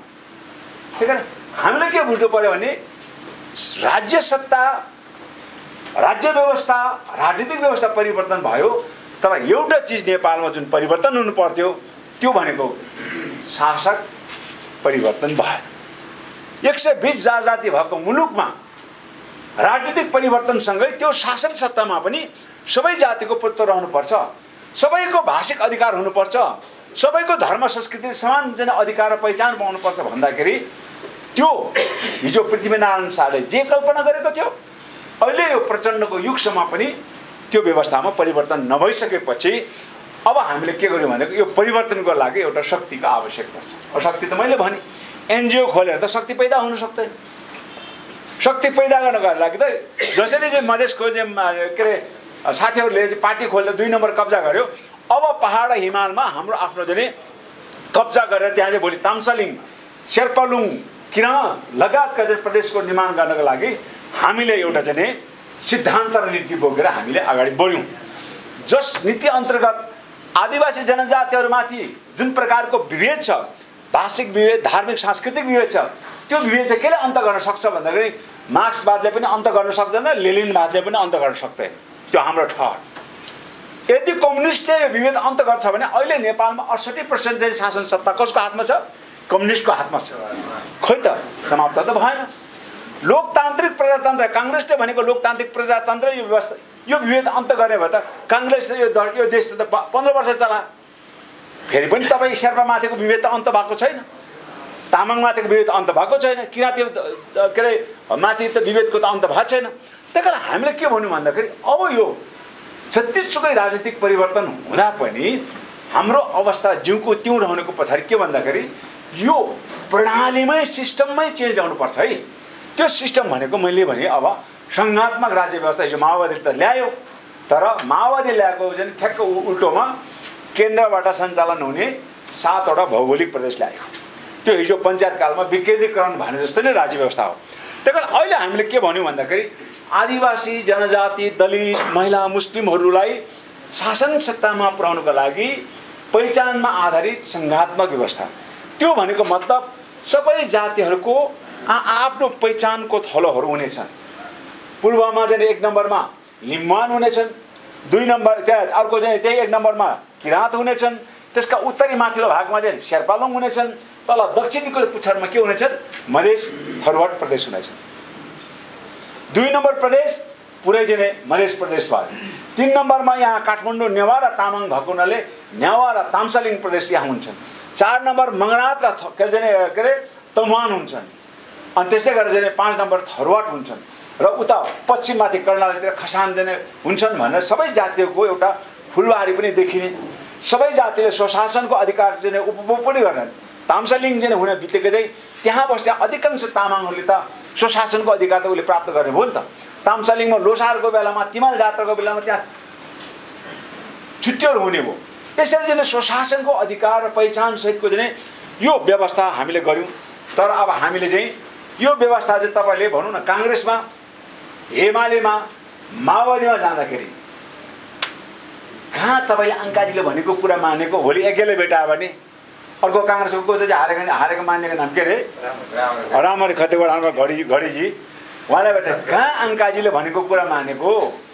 यो शेर्पालुङ त हाम्रो पहिचान सहितको सङ्घीयता त हामीलाई भनेको छौ त, द्वन्द्व पनि मेटिने पहिचान पनि भेटिने भने हाम्रो काङ्ग्रेसको घोषणापत्रमा छ। र त्यसो भए देखाउनुहोस् त कहाँ छ भनेर माग्नुहोस्। नेतालाई भनेर पत्याउनु होइन, पार्टीको विधान पार्टीको घोषणापत्रमा यो चाहिँ मेनु तपाईँले रेस्टुरेन्टमा पस्दाखेरि हेर्ने मेनु जस्तै गरेर पार्टीमा प्रवेश गर्नुभन्दा अगाडि यो चाहिँ हेर्नुपर्छ। अङ्काजीको अनुहार हेरेर पार्टीमा प्रवेश गर्यो, अशोक राईको अनुहार हेरेर पार्टीमा प्रवेश गर्यो, गोम्बुको अनुहार हेरेर पार्टीमा प्रवेश गर्यो भने फेरि धोका खान्छ। अङ्काजी र गोम्बु छिरेको पार्टीको मेनु चाहिँ के रहेछ त, मलाई मनपर्ने खाना छ कि छैन त हेर्नु पऱ्यो नि, परेको परेन हो। अब यहाँ हामीले के भनेको छौँ भने पहिचानमा आधारित प्रदेशको संरचना, पहिचानमा आधारित प्रदेशको संरचनाको रूपमा पार्टीका राष्ट्रिय समितिहरू हुनेछन्। अब हाम्रो के हुनेछन् भन्दाखेरि पहिचानमा आधारित प्रादेशिक संरचनामा लिम्बुवान राष्ट्रिय समिति हाम्रो पार्टीमा कहाँबाट प्रतिनिधित्व हुने भयो, लिम्बुवानबाट प्रतिनिधित्व रहने भयो। किराँत राष्ट्रिय समिति, किराँतबाट पनि मधेस राष्ट्रिय समिति, शेर्पालुङ राष्ट्रिय समिति, नेवा राष्ट्रिय समिति, ताम्सालिङ राष्ट्रिय समिति, तमुवान राष्ट्रिय समिति, मगरात राष्ट्रिय समिति, थरुवाट राष्ट्रिय समिति, खसान राष्ट्रिय समिति र दलितहरू चाहिँ एउटै भूगोलमा नबस्ने छरेर भएको हुनाले उनको चाहिँ भूगोलविहीन राष्ट्रिय समिति, गैर भौगोलिक राष्ट्रिय समिति हामीले कल्पना गऱ्यौँ। त्यसपछि तपाईँलाई भन्नु होला ठुल्ठुलो सङ्ख्याको त समिति बन्द रहेछ। राउटे कुसुन्डाहरूको के हुन्छ भन्दाखेरि हामीले के भन्यौँ भन्दाखेरि भोलि शेर्पालुङ बन्यो भने, भोलि सुनारहरू जिरेलहरू जस्तै ताम्सालिङ बन्यो भने त्यहाँ त माझीहरूको त सुनकोसीको त बगर त सबै माझी छ, उसका स्वायत्त क्षेत्र हुनेछन्। स्वायत्त क्षेत्रमा त ताम्सालिङमा त जसले प्रतिस्पर्धा गरे तामाङको मुख्यमन्त्री बन्नु सक्छ, तर स्वायत्त क्षेत्रमा त्यो जति सुकै जान्ने होस् त्यो माझीभन्दा अरू कसैले उठ्न पाउँदैन। भोलि चाहिँ सुनार स्वायत्त क्षेत्र घोषणा गरे भने त्यो सुनार बाहेक अरू कसैले उठ्नै पाउँदैन। एमाले काङ्ग्रेस जसले उठायो भने उही उठाउनु। त्यही कारण हामीले के भन्यौँ भन्दाखेरि ठुलो जनसङ्ख्या भएको पहिचानमा आधारित प्रदेशहरू निर्माण गरौँ। साना जना अल्पसङ्ख्यक सीमान्तकृतहरूको चाहिँ कमसेकम उसको चाहिँ एउटा गाउँपालिका, उनीहरू मात्र बसेको गाउँपालिका छ भने त्यो गाउँपालिकाको नाम नै उसको चाहिँ जस्तै कुसुन्डा मात्र बस्यो भने कुसुन्डा स्वायत्त क्षेत्र भनेर त्यो गाउँपालिकाको नाम पनि उसको आफ्नो भाषामा गरिदिने। चेपाङ भन्नुहोस्, चितवनको त्यो एरिया त चेपाङको हो, त्यो चेपाङ स्वायत्त क्षेत्र भन्ने बित्तिकै त त्यहाँ त राजेन्द्र पाण्डे त नेता भएर आउनु सक्दैन हो। यस्तो खालको अब हामीले किन यस्तो गर्यो भन्दाखेरि राजनीतिक पार्टीले हामीलाई राज्यमा प्रतिनिधित्व गर्ने षड्यन्त्र, हामीलाई आन्दोलनको एउटा मसलाको रूपमा चाहिँ प्रयोग गर्यो, तर राज्यमा चाहिँ पुर्याउनु सकेन। त्यही कारणले अब पार्टी परिवर्तन होइन कि यो व्यवस्थामै परिवर्तन गर्नु पर्यो भने यस्तो खालको पहिचानजनित सङ्घात्मक व्यवस्थाका हामीले कल्पना गरेका हौँ।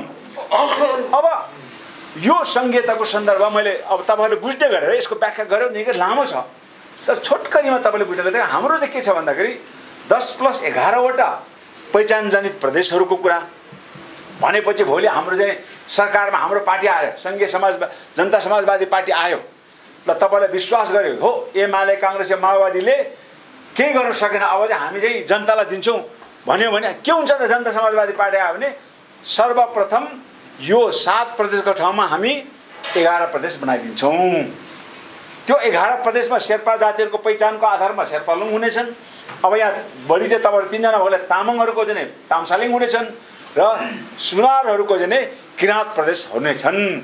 त्यहाँ अब चाहिँ किराँत भाषाका कुराहरू, उसका धर्म संस्कृतिका विकासका कुराहरू र किराँतले एउटा स्वशासन चाहिँ प्रयोग गर्ने अथवा स्वशासित हुने अवस्था पनि त्यहाँ पाउँछन् र त्योभित्र लेप्चा राउटे कुसुन्डाहरूको स्वायत्त क्षेत्र हुनेछन् हो। अब शेर्पा साथीहरूले यहाँ भएको साथीहरू म एउटा के बिनाउनु होइन, शेर्पा स्वायत्त प्रदेश हिजो माओवादीले बोकेको थिएन। माओवादी जनयुद्ध कालमा शेर्पालुङको कुरा उठेको, तर प्रचण्ड प्रधानमन्त्री भइसकेर जब एमालेसँग मिलेर चुनाव उठेपछि यो मुद्दा हरायो। यो शेर्पालुङ कसरी जीवित रह्यो त भन्दाखेरि काङ्ग्रेसमा शेर्पालुङ छ त? तपाईँलाई म बाजी ठोक्छु, काङ्ग्रेस र एमाले अथवा कम्युनिस्ट पार्टीको दुईटा कुरा माग्नुहोस्, घोषणापत्र र विधान माग्नुहोस्। तपाईँले दुईटा पार्टीको विधान र घोषणापत्रमा 3टा जाति समुदायमा भन्छु चाहिँ किराँत, ताम्सालिङ, शेर्पालुङ रहेछन् भनेदेखि म राजनीतिबाट सन्यास लिन्छु। यो पार्टीमा बस्ने एउटै मूल आधार के हो भन्दाखेरि अशोकको अनुहार हेरेर आएको पनि होइन, उपेन्द्र यादवको अनुहार हेरेर आएको पनि होइन, बाबुरामको अनुहार हेरेर पनि आएको होइन। यो पार्टीमा बस्ने मूल आधार म जनजातिको अभियन्ता हुँ। यो पार्टीमा आदिवासी जनजातिहरूको पहिचानमा आधारित 11 प्रदेश र अल्पसंख्यक सीमान्तकृत आदिवासी जनजातिहरूको स्वायत्त क्षेत्रको योजना भएको नाताले कमसेकम यो पार्टी सरकारमा आयो भने यो नेपाल सबै जातिको साझा फुलबारी भन्ने एउटा राज्य व्यवस्था हुन सक्दो रहेछ भन्ने हिसाबले म यहाँ सबैको मातृभाषा सरकारी हाम्रो मातृभाषा प्रयोग गर्दाखेरि चाहिँ वडा तहमा पनि नचल्ने, उसको भाषा माथि चाहिँ के अरे केन्द्रदेखि लिएर वडा तहसम्म उसको भाषा र लिपि प्रयोग गर्नुपर्ने। अनि यस्तो खालको राजनीतिक पार्टीभित्र तपाईँ हामी बसेर के गर्न सक्छौँ भन्नुहोस् न।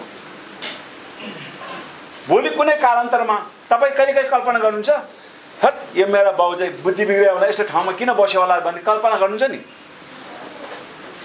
अर्काको बाउहरू त्यहाँ बस्दा यस्तो ठाउँमा गयो भने हुन्थ्यो भने हामीलाई कल्पना हुन्छ नि त। त्यस्तै भोलि कालान्तरमा तपाईँको जुन छोराछोरी नातिले पनि तपाईँलाई हेर्छन्। त्यो कालान्तरमा नेपालमा राजनीतिक परिवर्तन हुँदाखेरि मेरो बाउहरू कुन कुन पार्टीमा काम गरेर बसिरहेको भन्दाखेरि लोसारको विधा काट्ने, शेर्पा भाषा प्रयोग गर्न नदिने, एमाले काङ्ग्रेस माओवादीमा बसेको रहेछ भने चाहिँ के गर्छ? त्यो चढाको खाता पनि लगेर म तल ढङ्गमा फालिदिन्छ। यसले गर्दाखेरि मैले आजीवन दुःख पाइरहेको छु। मैले भाषा प्रयोग गर्न पाएको छैन, मेरो आफ्नो धर्म संस्कृति प्रयोग गर्न पाएको छैन, तपाईँलाई दुःख लाग्ने भयो नि। शेरबहादुर तामाङ मन्त्री भयो, गर्वका साथ मैले अस्तिसँग एउटा उसो गरेँ, गाँजा खेती चाहिँ कानुनी सम्मत बनाउनु पर्यो भनेर गाँजाको कुरा गर्दैछ। यो खेपा के को गाँजाको कुरा गर्छ? मुला तामाङ र के अरे किराँतीले गोरु खाँदाखेरि चाहिँ 12 वर्ष जेल सजाय हुने त्यो जङ्गबहादुरले बनाएको ऐन कानुन चाहिँ संशोधन गरेको भए आज एमाले तँलाई यहाँबाट लात हानेको आज कुलमान घिसिङको जस्तो नारा लाग्थ्यो। त जाँदाखेरि एकजना तामाङ रोयो। किन रोएन भनेको तैँले एमाले भित्र गरेको राजनीति खालि तेरो आफ्नो राजनीतिक स्वार्थ बाहेक तामाङ समुदायको लागि तैँले गर्दै गरेनस्। आज तैँले त्यो दिन चाहिँ गाँजा खेती वैधानिक हुनुपर्छ, रक्सी वैधानिक हुनुपर्छ भने जस्तै गरेर यो गाई गोरुको मासु खाने चाहिँ मान्छेलाई थुन्न पाउँदैन। ल राष्ट्रिय जनावर चाहिँ एकसिङ गणना हुनुपर्छ भनेर मात्रै नसके पनि आवाज मात्र उठाइदिएर विद्रोह मात्रै गरिदिएको भए कुलमान घिसिङमा जसरी उसलाई हटाउँदै अहिले मान्छे सडकमा उत्रिरहेछ नि, त्योभन्दा 100 गुणा मान्छे शेरबहादुरको लागि उठ्थ्यो नि त, उठेन हो।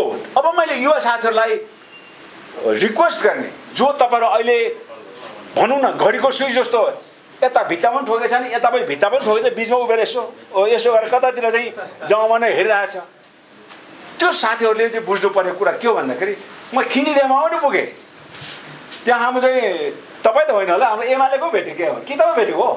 तपाईँ होइन, म होटलमा को भेटेको मसँग डिस्कस भयो, एमालेको नै हो के अरे, उहाँसँग भेटेँ। अनि पछि मेरो भाषण उहाँले सुन्नु भएपछि अनि भोलिपल्ट म प्रभावित भएँ तपाईँको कुराले।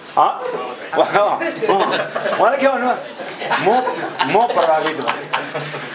राजनीति त आफ्नै लागि मात्रै त आफ्नै लागि मात्र खाने त 4वटा खुट्टा टेक्ने पुच्छर भएकोले पनि खान्छ नि, खाँदैन? बच्चा जन्मियो भन्दा अर्काको चोरेको भात ल्याएर पनि छोरछोरीको अगाडि छादेर त खुवाउँछ नि, खुवाउँदैन? हामी त त्यो 4 खुट्टेभन्दा माथि हो नि त। त्यस कारणले अशोक राई, डाक्टर बाबुराम भट्टराई, उपेन्द्र यादवलाई राम्रैसँगले आफूले खोलेको पार्टीमा अर्को 4 वर्ष टिकेको भए यो देशको प्रधानमन्त्री अशोक राई पनि हुन्थ्यो, उपेन्द्र यादव पनि हुन सक्थ्यो, बाबुराम पनि हुन सक्थ्यो।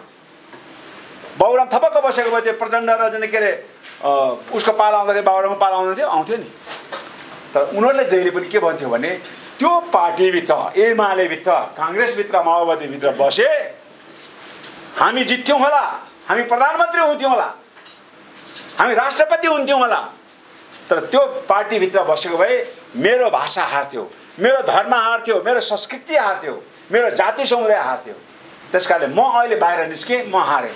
तर मलाई विश्वास छ एक दिन यो देशको चाहिँ मेरा आदिवासी जनजातिहरू दलितहरू मध्ये चाहिँ मुस्लिमहरू चाहिँ अवश्य जित्छन्। त्यो बाबुराम भट्टराईले धेरै एउटा चाहिँ युट्युबमा त बोलिरहेछ 250 वर्षसम्म यो देशको चाहिँ नि प्रधानमन्त्री के एउटै जाति समुदायको मात्रै हुनुपर्छ। त्यस कारण अबको प्रधानमन्त्री चाहिँ को हुनुपर्छ? जनजाति हुनु पर्यो कि मधेसी हुनु पर्यो कि दलित हुनु पर्यो कि महिला हुनु पर्यो भनेर उल्टा आवाज उठाइरहेको छ। त्यस कारणले समग्रमा म तपाईँलाई भन्न चाहन्छु मैले 1 घण्टामा ठ्याक्कै 1 घण्टा पनि भयो समग्र मैले सबै पृष्ठभूमि तपाईँलाई के चाहिँ भन्न खोज्यो भने राजनीति भनेको खालि आफ्नो स्वार्थ सिद्ध गर्नको लागि। अनि के भन्छ भने फेरि फुगा कुरो तपाईँको ठिक छ अङ्काजी दाई, अनि कानमा खुसो आएर भन्छ मेरो यहाँ सानो मुद्दा छ के, अहिले पार्टी छोड्यो भने मलाई भूत धोली तुरन्त कारवाही गरिहाल्छ, मलाई जेलमा हालिहाल्छ भन्छ। यस्तो खालको कामले पनि त्यहाँ मान्छे अड्किरहेछ। मैले भने यो सबै चिज छोडिदिनुहोस्। मैले भन्छु तपाईँहरू जस्तै म एमालेका खुङ्खार कार्यकर्ता, तपाईँहरू जस्तै काङ्ग्रेसका खुङ्खार कार्यकर्ता, तपाईँहरू जस्तै माओवादी खुङ्खार कार्यकर्ताहरूले त्यो पार्टीले जुन दिन पहिलो संविधान सभाले संविधान जारी गरेको भए आज हामीले आन्दोलन गर्नु पर्थ्यो? पर्दैन थियो। सबै महिलाले अधिकार पाइसक्थ्यो, जनजातिले अधिकार पाइसक्थ्यो, मधेसीले अधिकार पाइसक्थ्यो। अहिले पनि 3-4 जना बाहुनले गर्दा त्यो गोरु र भारी बोकेर खाने बाहुनको नाक काटेको त्यस्तो बाहुनले पनि अधिकार पाउँथ्यो। तर यता सत्ताधारी बाहुनले मात्र अधिकार पाउने, बाहुनले अधिकार नपाउने, वर्गीय उत्पीडित बाहुनले पनि अधिकार नपाउने, यस्तो खालको राज्य व्यवस्थालाई समाप्त गरेर हामीले चाहिँ नि यो संघीयताको कुरा हामीले उठाएका छौँ। अब समाजवाद भनेको चाहिँ तपाईँ अलिकति म थोरै है 2-5 मिनटमा समय दिनु। समाजवाद हाम्रो एउटा संघीयता हो जातिको मुक्तिको लागि। अब वर्गीय मुक्ति भनेको मानिसको वर्ग भनेको के भनेको आर्थिक जुन प्रकारको भिन्नता छ, विपन्न वर्ग होइन, सामन्ती वर्ग होइन, श्रमजीवी वर्ग हामी गर्छौँ नि। त्यो हामीलाई के लाग्छ भने पहिले पनि म कम्युनिस्ट हुँदाखेरि कम्युनिस्ट आएपछि त यो देशमा धनी र गरिब हुन्न, साम्यवाद हुन्छ, मार्क्सवाद लेनिनवाद आएपछि साम्यवाद हुन्छ भन्ने हामीलाई लाग्छ। तर नेपालमा मैले अहिले भने 68% नेपालको राज्य सत्ता कसको कब्जामा छ? कम्युनिस्टको। तर गरिब र धनीको बिचको खाल्डो हिजो राजाको पालामा भन्दा अहिले, हिजो राजाको पालामा यति थियो, अहिले यस्तो रहेछ। त्यही कारण हामीलाई के विश्वास छ भने अब यो कम्युनिस्टले जातीय विभेदता अन्त गर्दै गर्दैन, वर्गीय विभेद पनि यसले अन्त गर्न सक्दैन। तपाईँलाई भन्ला वर्ग विभेद अन्त भएपछि जातीय विभेद स्वतः अन्त, ल म बाजी राख्छु कसरी हुन्छ ल। उहाँ सुनवार, उहाँ तामाङ, उहाँ शेर्पा, ल अब यहाँ एउटा चाहिँ उहाँ निरौला रहेछ, उहाँ पनि खाना लाउन छैन, उहाँ पनि खाना लाउँछ, उहाँ पनि खाना लाउनु छैन। राज्यले ल वर्गीय उत्पीडनमा परेका असाध्य श्रमजीवी वर्ग रहेछन्, उहाँहरू दुवैलाई आफ्नो आर्थिक जने विकासको लागि भनेर 50-50 लाख रुपियाँ किन यहाँ उहाँ निरौलाजीको समस्या समाधान भयो। 50 लाख भएपछि त उसले घर पनि बनायो, खेतीपाती गर्यो, यताउता, उसको वर्ग उत्पीडन अन्त भयो। उसको वर्ग उत्पीडन त अन्त भयो, त उसको त भाषा चल्छ, उसको त भाषा चल्दैन। उसको दसैँमा छुट्टी पाउँछ, उसले त आफ्नो चाहिँ के अरे लोछारमा त छुट्टी पाउँदैन, ऊ स्याहार्दा पिँदा उसले छुट्टी पाउँदैन। अन्त भयो त वर्ग विभेद अन्त हुँदो रहेछ। तपाईँले धेरैले भन्छ वर्गीय विभेद अन्त हुने बित्तिकै जातीय विभेद अन्त हुन्छ ल अन्त भयो भने भन्नुहोस् न, हुँदै हुँदैन। त्यस कारणले वर्ग विभेद अन्तको लागि छुट्टै लडाइँ, जातीय विभेद अन्त गर्नको लागि छुट्टै लडाइँ। टाउको दुखेको बेलामा खाने औषधि चाहिँ खुट्टा काटेको बेलामा खायो भने के हुन्छ? त्यही कारण टाउको दुख्दा खाने औषधि संघीयता हामीले भने, जातीय विभेद अन्त गर्नको लागि संघीयता, वर्ग विभेद अन्त गर्नको लागि समाजवादका हामीले कल्पना। समाजवाद कस्तो खालको? समाजवाद सबले भन्छन्, कम्युनिस्टले पनि समाजवाद भन्छन्, काङ्ग्रेसले पनि समाजवाद भन्छन्। तर हामीले कल्पना गरेको समाजवादको धेरै राजनीतिक स्वरूप कस्तो छ, त्यसको चाहिँ के अरे निर्वाचनको स्वरूपको कुराहरू छन्। तर मैले थोरै त्यसलाई आर्थिक समाजवादसँग म जोड्न चाहन्छु। काङ्ग्रेस कम्युनिस्टहरू के छन् भन्दाखेरि सबै उत्पादन शक्ति, उत्पादित वस्तु सबैको नियन्त्रण कसले गर्ने? राज्यले गर्ने। मैले भने चाहिँ उत्पादन शक्ति भनेको कल कारखानाहरू, अनि कल कारखानाबाट उत्पादन हुने सबै चिजहरू कसले कब्जामा लिने? राज्यको कब्जामा राख्ने, अनि राज्यले आफ्नो इच्छाअनुसार त्यसलाई बाँड्दै जाने। जस्तै चीनमा हुन्छ, सबैजना उत्पादनको नियन्त्रण कसले लिन्छन्? राज्यले, अनि राज्यले वितरण गर्ने। यो खालको समाजवाद हामीले कल्पना गरेका छौँ। काङ्ग्रेसले के हुन्छ? सबैजना व्यापारीकरण, निजीकरण, नाफा आउँछ भनेपछि दोलखाका ल त्यो हाइड्रो पावर चाहिँ एउटा चाहिँ माडेलाई दिने, त्यसलाई चाहिँ हामीलाई राज्यलाई चाहिँ वर्षको 3 अर्ब बुझाउँछ भने ल त्यो चाहिँ दोलखाको चाहिँ होल जलविद्युत योजना माडेले दिने। सोलुखुम्बमा एउटा ब्याङ्क चाहिँ ल खिचिदेमामा एउटा माडेले चाहिँ गाउँपालिकालाई चाहिँ ल वर्षको 2 करोड दिन्छ भने खिचिदेमामा चाहिँ एउटा ब्याङ्क चाहिँ खोल्न दिने। यसरी निजीकरण अथवा व्यापारीकरण गर्ने समाजवाद पनि हामी आर्थिक रूपको मात्रै कुरा गर्दैछु मैले। अब राजनीतिक प्रसङ्ग मैले उठाएको छु यो समाजवादको अर्थ।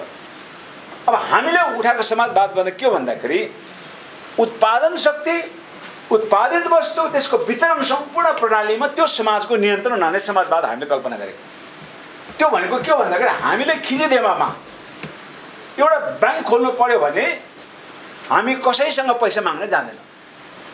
खिजीकै मानिसहरूसँग 150 आफ्नो गच्छले कति कति उसले हाल्न सक्छ हाल्ने, त्यो ब्याङ्क उनीहरूकै पैसाले स्थापित हुन्छ, त्यो ब्याङ्क सञ्चालन त्यहीको मान्छेले हुन्छ र त्यो ब्याङ्कबाट आएको नाफा पनि कहाँ वितरण हुन्छ, त्यहीँको जनतामा वितरण हुन्छ। यो खालको समाजवाद हामीले कल्पना गरेका छौँ। राज्यले कब्जा गर्ने अनि राज्यले चाहिँ नै बाग लगाइदिने, व्यापारीले चाहिँ नि झ्याप्पा लाएर चाहिँ उसले दिएको चाहिँ थोरै पैसा बाँडिदिने हामी कल्पना गर्दैछौँ।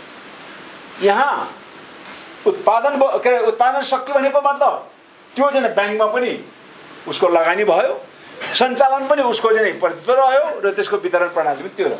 अब हाइड्रो भन्नुहोस्, अहिले हाइड्रो कम्पनीहरू ठुला ठुला चाहिँ मानिसहरूलाई दिएछ।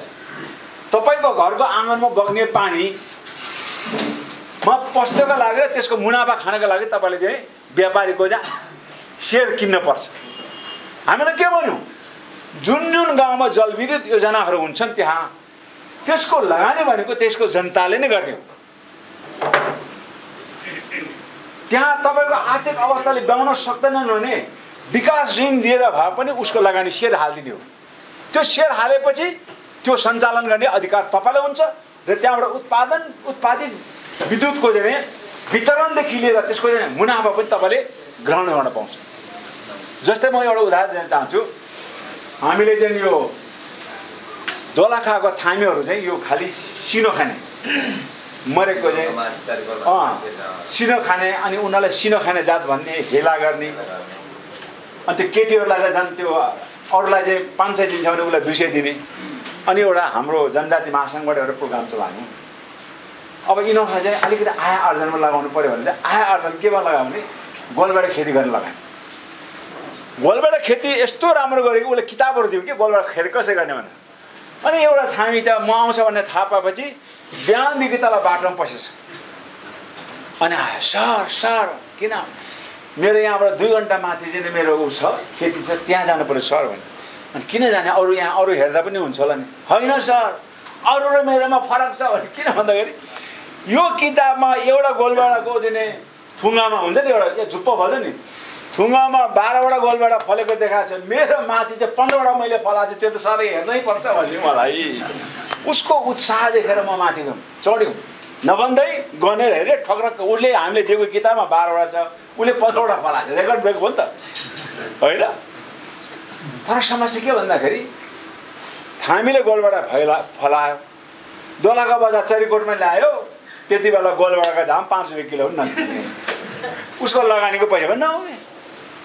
अनि थामीले ल्याएको गोलबाट किन्नु भन्दा अरू जातिले ल्याएको गोलबाट खाइदिने मान्छेले पनि, व्यापारीहरूले झन् त्यो व्यापारले गोलबाट थामी सिद्धियो।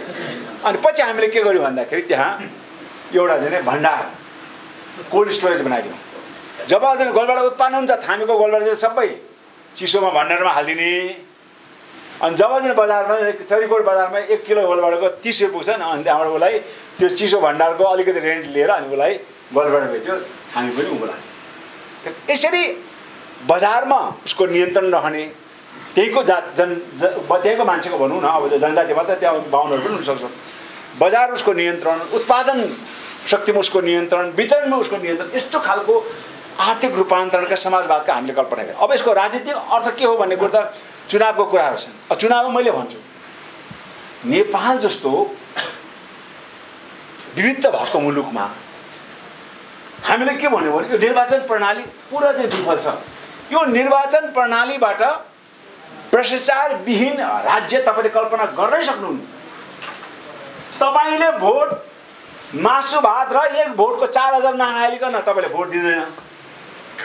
अनि 40,000 भोट दिनको लागि केही नभए 2 करोड खर्च गर्नै पर्यो। अनि 2 करोड खर्च गर्दा घरदेखि लिएर श्रीमतीको सुनदेखि लिएर सबै झाका टाँगिदिएको छ। त्यो उक्साउनलाई यहाँ मन्त्री बन्नै पर्यो। मन्त्री बनेपछि भ्रष्टाचार नगरिकन त्यो पाल्टा पनि हुनसक्छ। अनि फलानाले भ्रष्टाचार गर्यो ढिस्कानाले भ्रष्टाचार गर्यो भने कम्प्लेन गरेर हुन्छ? निर्वाचन प्रणाली सोच्दा कि भ्रष्टाचारी निर्वाचन प्रणाली हुन्छ। त्यही कारण हामीले के भन्नु भन्दाखेरि यो सङ्घात्मक शासन व्यवस्था त राज्य सबैको चाहिँ साझेदारी बनाउनको लागि र स्थानीय तहमा हामी सबै स्वशासित अधिकार प्राप्त गर्नको लागि सङ्घात्मक व्यवस्था र विशाल आर्थिक रूपान्तरण समाजवादको कुरा गऱ्यो भने अब यता चाहिँ हामी निर्वाचन प्रणाली के भने एउटा व्यक्ति राष्ट्रपतिलाई प्रत्येक जनताले भोट हालेर चुन्ने। किन चुन्ने?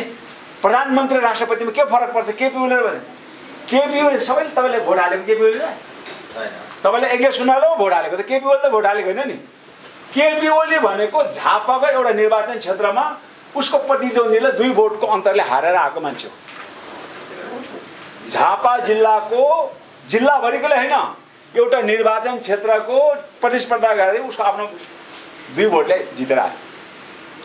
यहाँ आएपछि उसको नेता पार्टी कार्यकर्तालाई पैसा बाँडे संसद दलको नेता हो प्रधानमन्त्री हो। अब झापाको 2 भोटले जितेको मान्छेलाई सबैले प्रधानमन्त्री मानिदिएपछि कस्तो हुन्छ हालत? तपाईँहरूले जिम्मेवारी हुन्छ हुँदैन उता? अब अर्को के हो भन्दाखेरि यो निर्वाचन प्रणाली के छ? उहाँ एमालेबाट उठ्नुभयो 60,000 भोट ल्यायो। म काङ्ग्रेसबाट उठेँ मैले 60,000 2 भोट ल्याएँ। को जित्यो? को जित्यो भन्नुहोस् त? 60,000 2 भोट ल्याउने मैले जितेँ। 60,000 भोट 2 भोट कम ल्याउने ऊ हार्यो। म के भन्छ विजय माननीय भनेर म अधिनायकवाद लाग्छु। यहाँ यस्तो गर्ने उस्तो गर्ने यस्तो गर्ने उस्तो गर्ने भन्छु। उहाँ चाहिँ प्रतिपक्षमा विध्वंसकारी भूमिका त्यसले गरेको ठिक भएन उसले गरेको ठिक भएन। मैले 2 भोटले मेरो 60,000 को मतको मान्यता भयो। उहाँको 60,000 को भोटको मान्यता भयो। 60,000 भोट त के भयो? खरानी भयो हो। त्यही कारण हामीले के भन्यौँ भन्दाखेरि प्रधानमन्त्री पनि त्यो संसद दलबाट निर्वाचित हुँदाखेरि त्यो एउटा जिल्लाको भोटले निर्वाचित सिङ्गो राष्ट्रलाई नेतृत्व दिनको लागि सबै जनताले भोट हालेर जितेको राष्ट्रपति बनाउने कार्यकाल राष्ट्रपति प्रणाली भन्छ। अनि त्यो राष्ट्रपतिले चाहिँ कुलमान घिसिङ जस्तो, सन्डुक रुइत जस्तो, महावीर पुन जस्तो, डाक्टर गोविन्द केसी जस्तो जनता र देशप्रति समर्पित मान्छेहरू बनाएर एउटा मन्त्रीमण्डल गठन गर्ने अनि उसले चाहिँ देश सरकार चलाउने। अनि यता माननीय कसरी चुन्यो भन्दाखेरि अघि मैले भने जस्तै सबलाई मासु भात खुवाइराख्नु नपर्ने,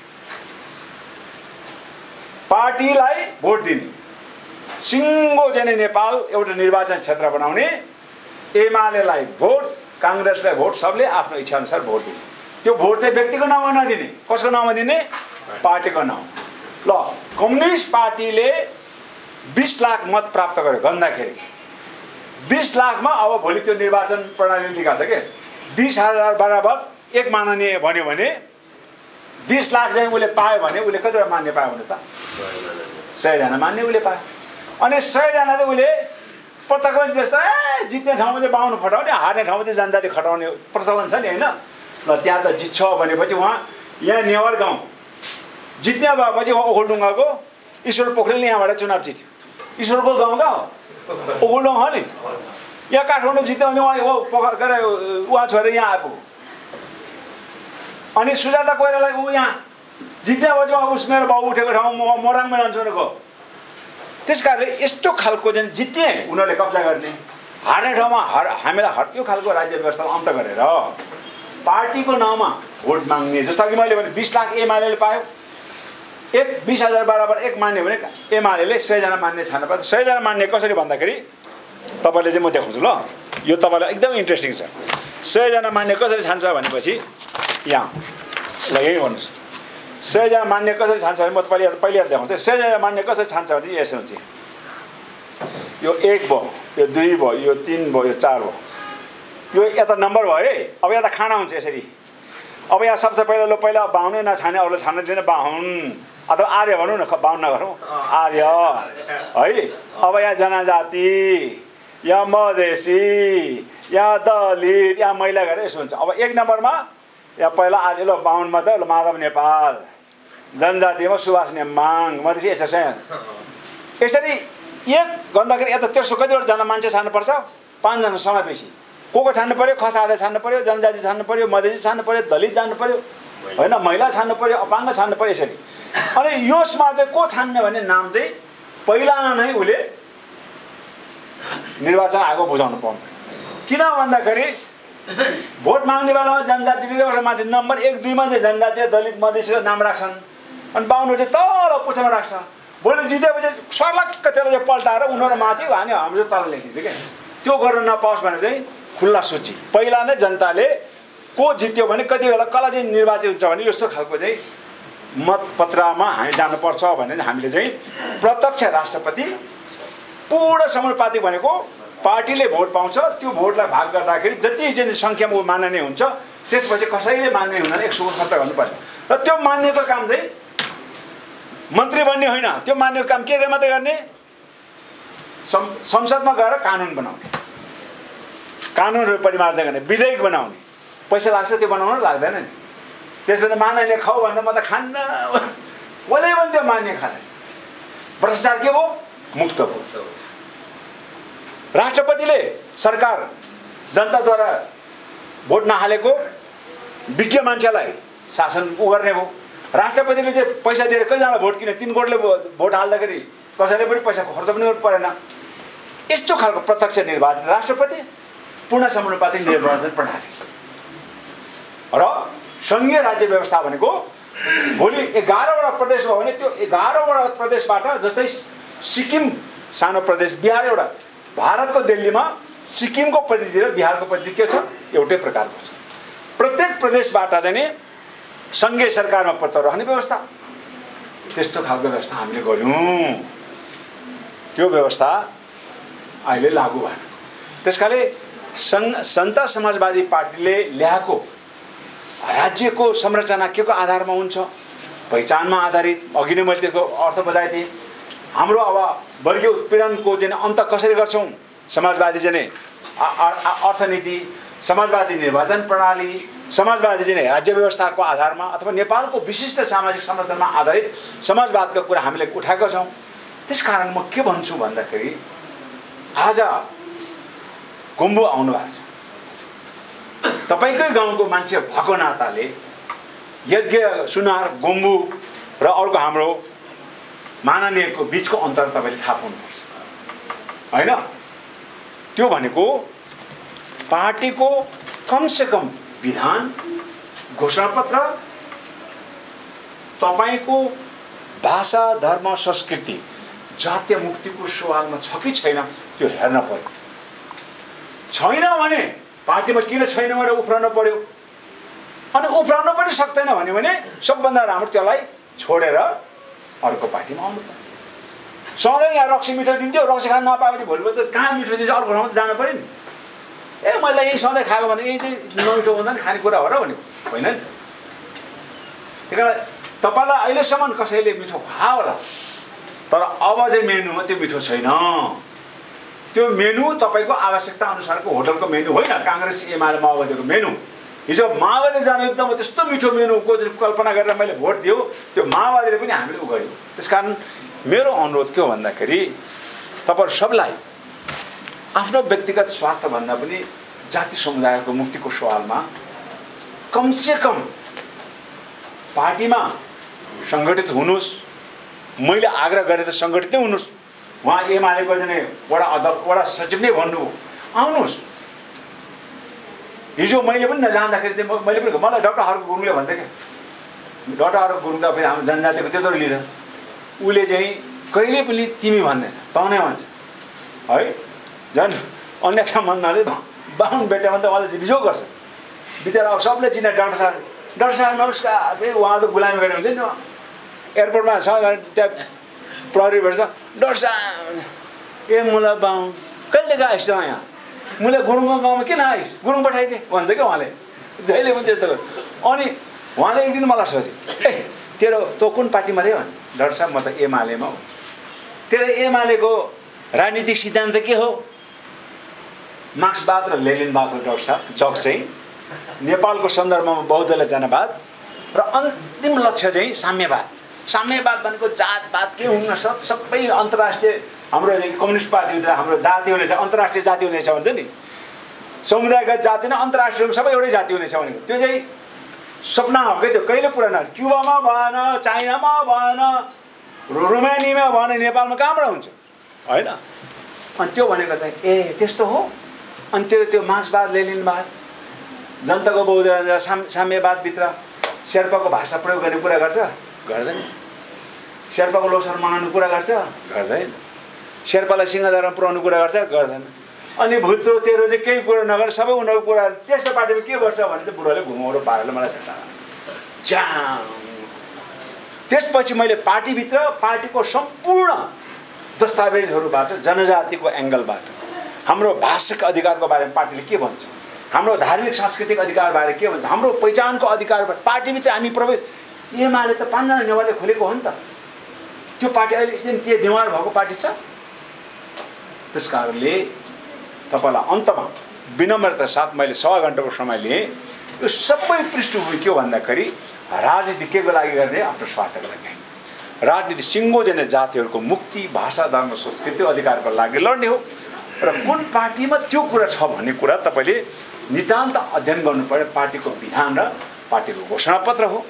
काङ्ग्रेस एमाले भित्र म बाजी राख्छु, हाम्रो पार्टीको विधानमा भएको तपाईँ शेर्पालुङ, किराँत र ताम्सलिङको कुरा तपाईँ लेखेको छ भने र अङ्काजी यहाँ लेखेको छ भने तपाईँ आउनुहोस्, म तपाईँको पार्टीमा सदस्य लिनु म तयार छु। यदि त्यहाँ छैन तपाईँलाई माननीय बनाउँला, तपाईँलाई वडा अध्यक्ष बनाउँला, तपाईँ आज वडाबाट चाहिँ भोलि गाविस अध्यक्ष बनाउँला। त्यस्तै तपाईँको मुक्ति हुन्छ, तपाईँको जातीय मुक्ति हुन सक्दैन।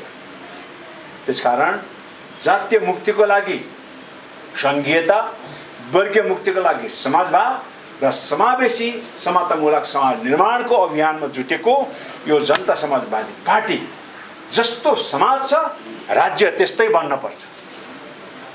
तर हाम्रो देश त समाज जस्तो छ, राज्य त त्यस्तो छैन। त्यसकारण समाज जस्तै समावेशी राज्य, सबैजना जातिलाई स्वशासनको अधिकारसहितको सङ्घीयता, सबै जातिको पहिचान खोलिने 11 प्रदेश र सबैको चाहिँ आर्थिक उन्नतिको लागि नेपालको विशिष्ट सामाजिक बनावटमा आधारित समाजवादको सिद्धान्त लिएर आएको यो पार्टीमा सक्नुहुन्छ भने सङ्गठित भएर लाग्नु इतिहास निर्माणको क्रममा। सक्नुहुन्न भने पनि कमसेकम आगामी निर्वाचनमा यो पार्टीलाई सिंहदरबारमा पुग्ने शक्ति प्रदान गर्नुहोस्। त्यसपछि भएन भने त्योबाट परिवर्तन भएन भने यही सभामा मलाई बोलाउनुहोस्। सबैले मेरो छाती समातेर मलाई गालामा एक चटकन जुत्ता दियो भने म सहन तयार छु।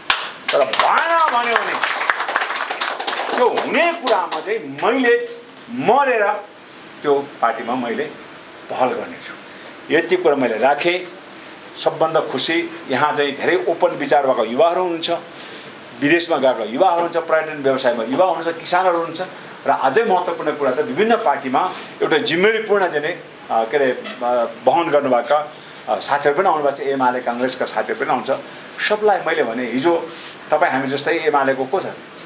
केशरजङ रायमाझी, राधाकृष्ण मैनाल, के भएन?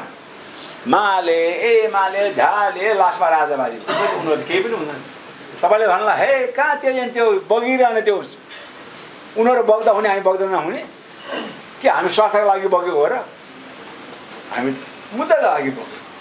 तपाईँलाई भन्ला ए कति पार्टी चेन्ज गरिराखेको थियो बाबुराम जस्तो। ए बाबुरामले पार्टी चेन्ज गरेर के को लागि चेन्ज गर्यो? प्रधानमन्त्री हुनुको लागि गरेको हो र भन्नुहोस्। बाबुरामलाई थाहा छैन जनता समाजवादी पार्टीको वरिष्ठ नेता भएर प्रधानमन्त्री हुनाले उसले 20 वर्ष लाग्छन्, माओवादीभित्र बसेर उसले 3 वर्षमा हुन्थ्यो होला नि। तर उसले त्यो गाह्रोबाट किन छान्यो भन्दाखेरि उसले भन्यो कि यो देश सबै जातिको मुक्तिको सवालमा म यो पार्टीमा बस्नुपर्छ। यो जनयुद्धलाई उठाएको जुन मुद्दा यसमा छ, आदिवासीले उठाएको मुद्दा यसमा छ, महिलालाई उठाएको मुद्दा यसमा, दलितले उठाएको मुद्दा यसमा छ, मधेसीले उठाएको मुद्दा यसमा छ। त्यसकारण समावेशी राज्यको स्वरूप, सङ्घीयता, समाजवादको जुन नीति सिद्धान्त लिएर आएको पार्टीमा तपाईँ सबलाई भोलि पर्सिको दिन हाम्रो पार्टी प्रवेश कार्यक्रम छ। माथि डाँडामा शेर्पा पार्टी प्यालेसमा लाग्दछ। यो पार्टीमा बसेर नै मेरो मात्र नभएर सिङ्गो मेरो चाहिँ उत्पीडित जातिको चाहिँ मुक्ति सम्भव हुन्छ भन्ने तपाईँलाई लाग्छ भने तपाईँहरू त्यहाँ आउनु होला। हाम्रो चाहिँ उपेन्द्र यादव, डाक्टर बाबुराम भट्टराई लगायतका अशोक राई, राजेशको लागि नेताहरू आउनेछन्। त्यहाँ चाहिँ हाम्रो गम्बुजी एउटा सबैको एउटा लोकप्रिय जहाँ चाहिँ खिचिदेम्बोको त कुलमान घिसिङै भन्दा पनि भयो होइन, असाध्यै सबैले मन पराउने उहाँसहित चाहिँ प्रवेशमा तपाईँ पनि साथ सहयोग दिनको लागि अनुरोध गर्दै मेरो छोटो अन्तर्क्रियात्मक चाहिँ यो मन्तव्यलाई अन्त गर्छु। थुचिचे फ्याफुला।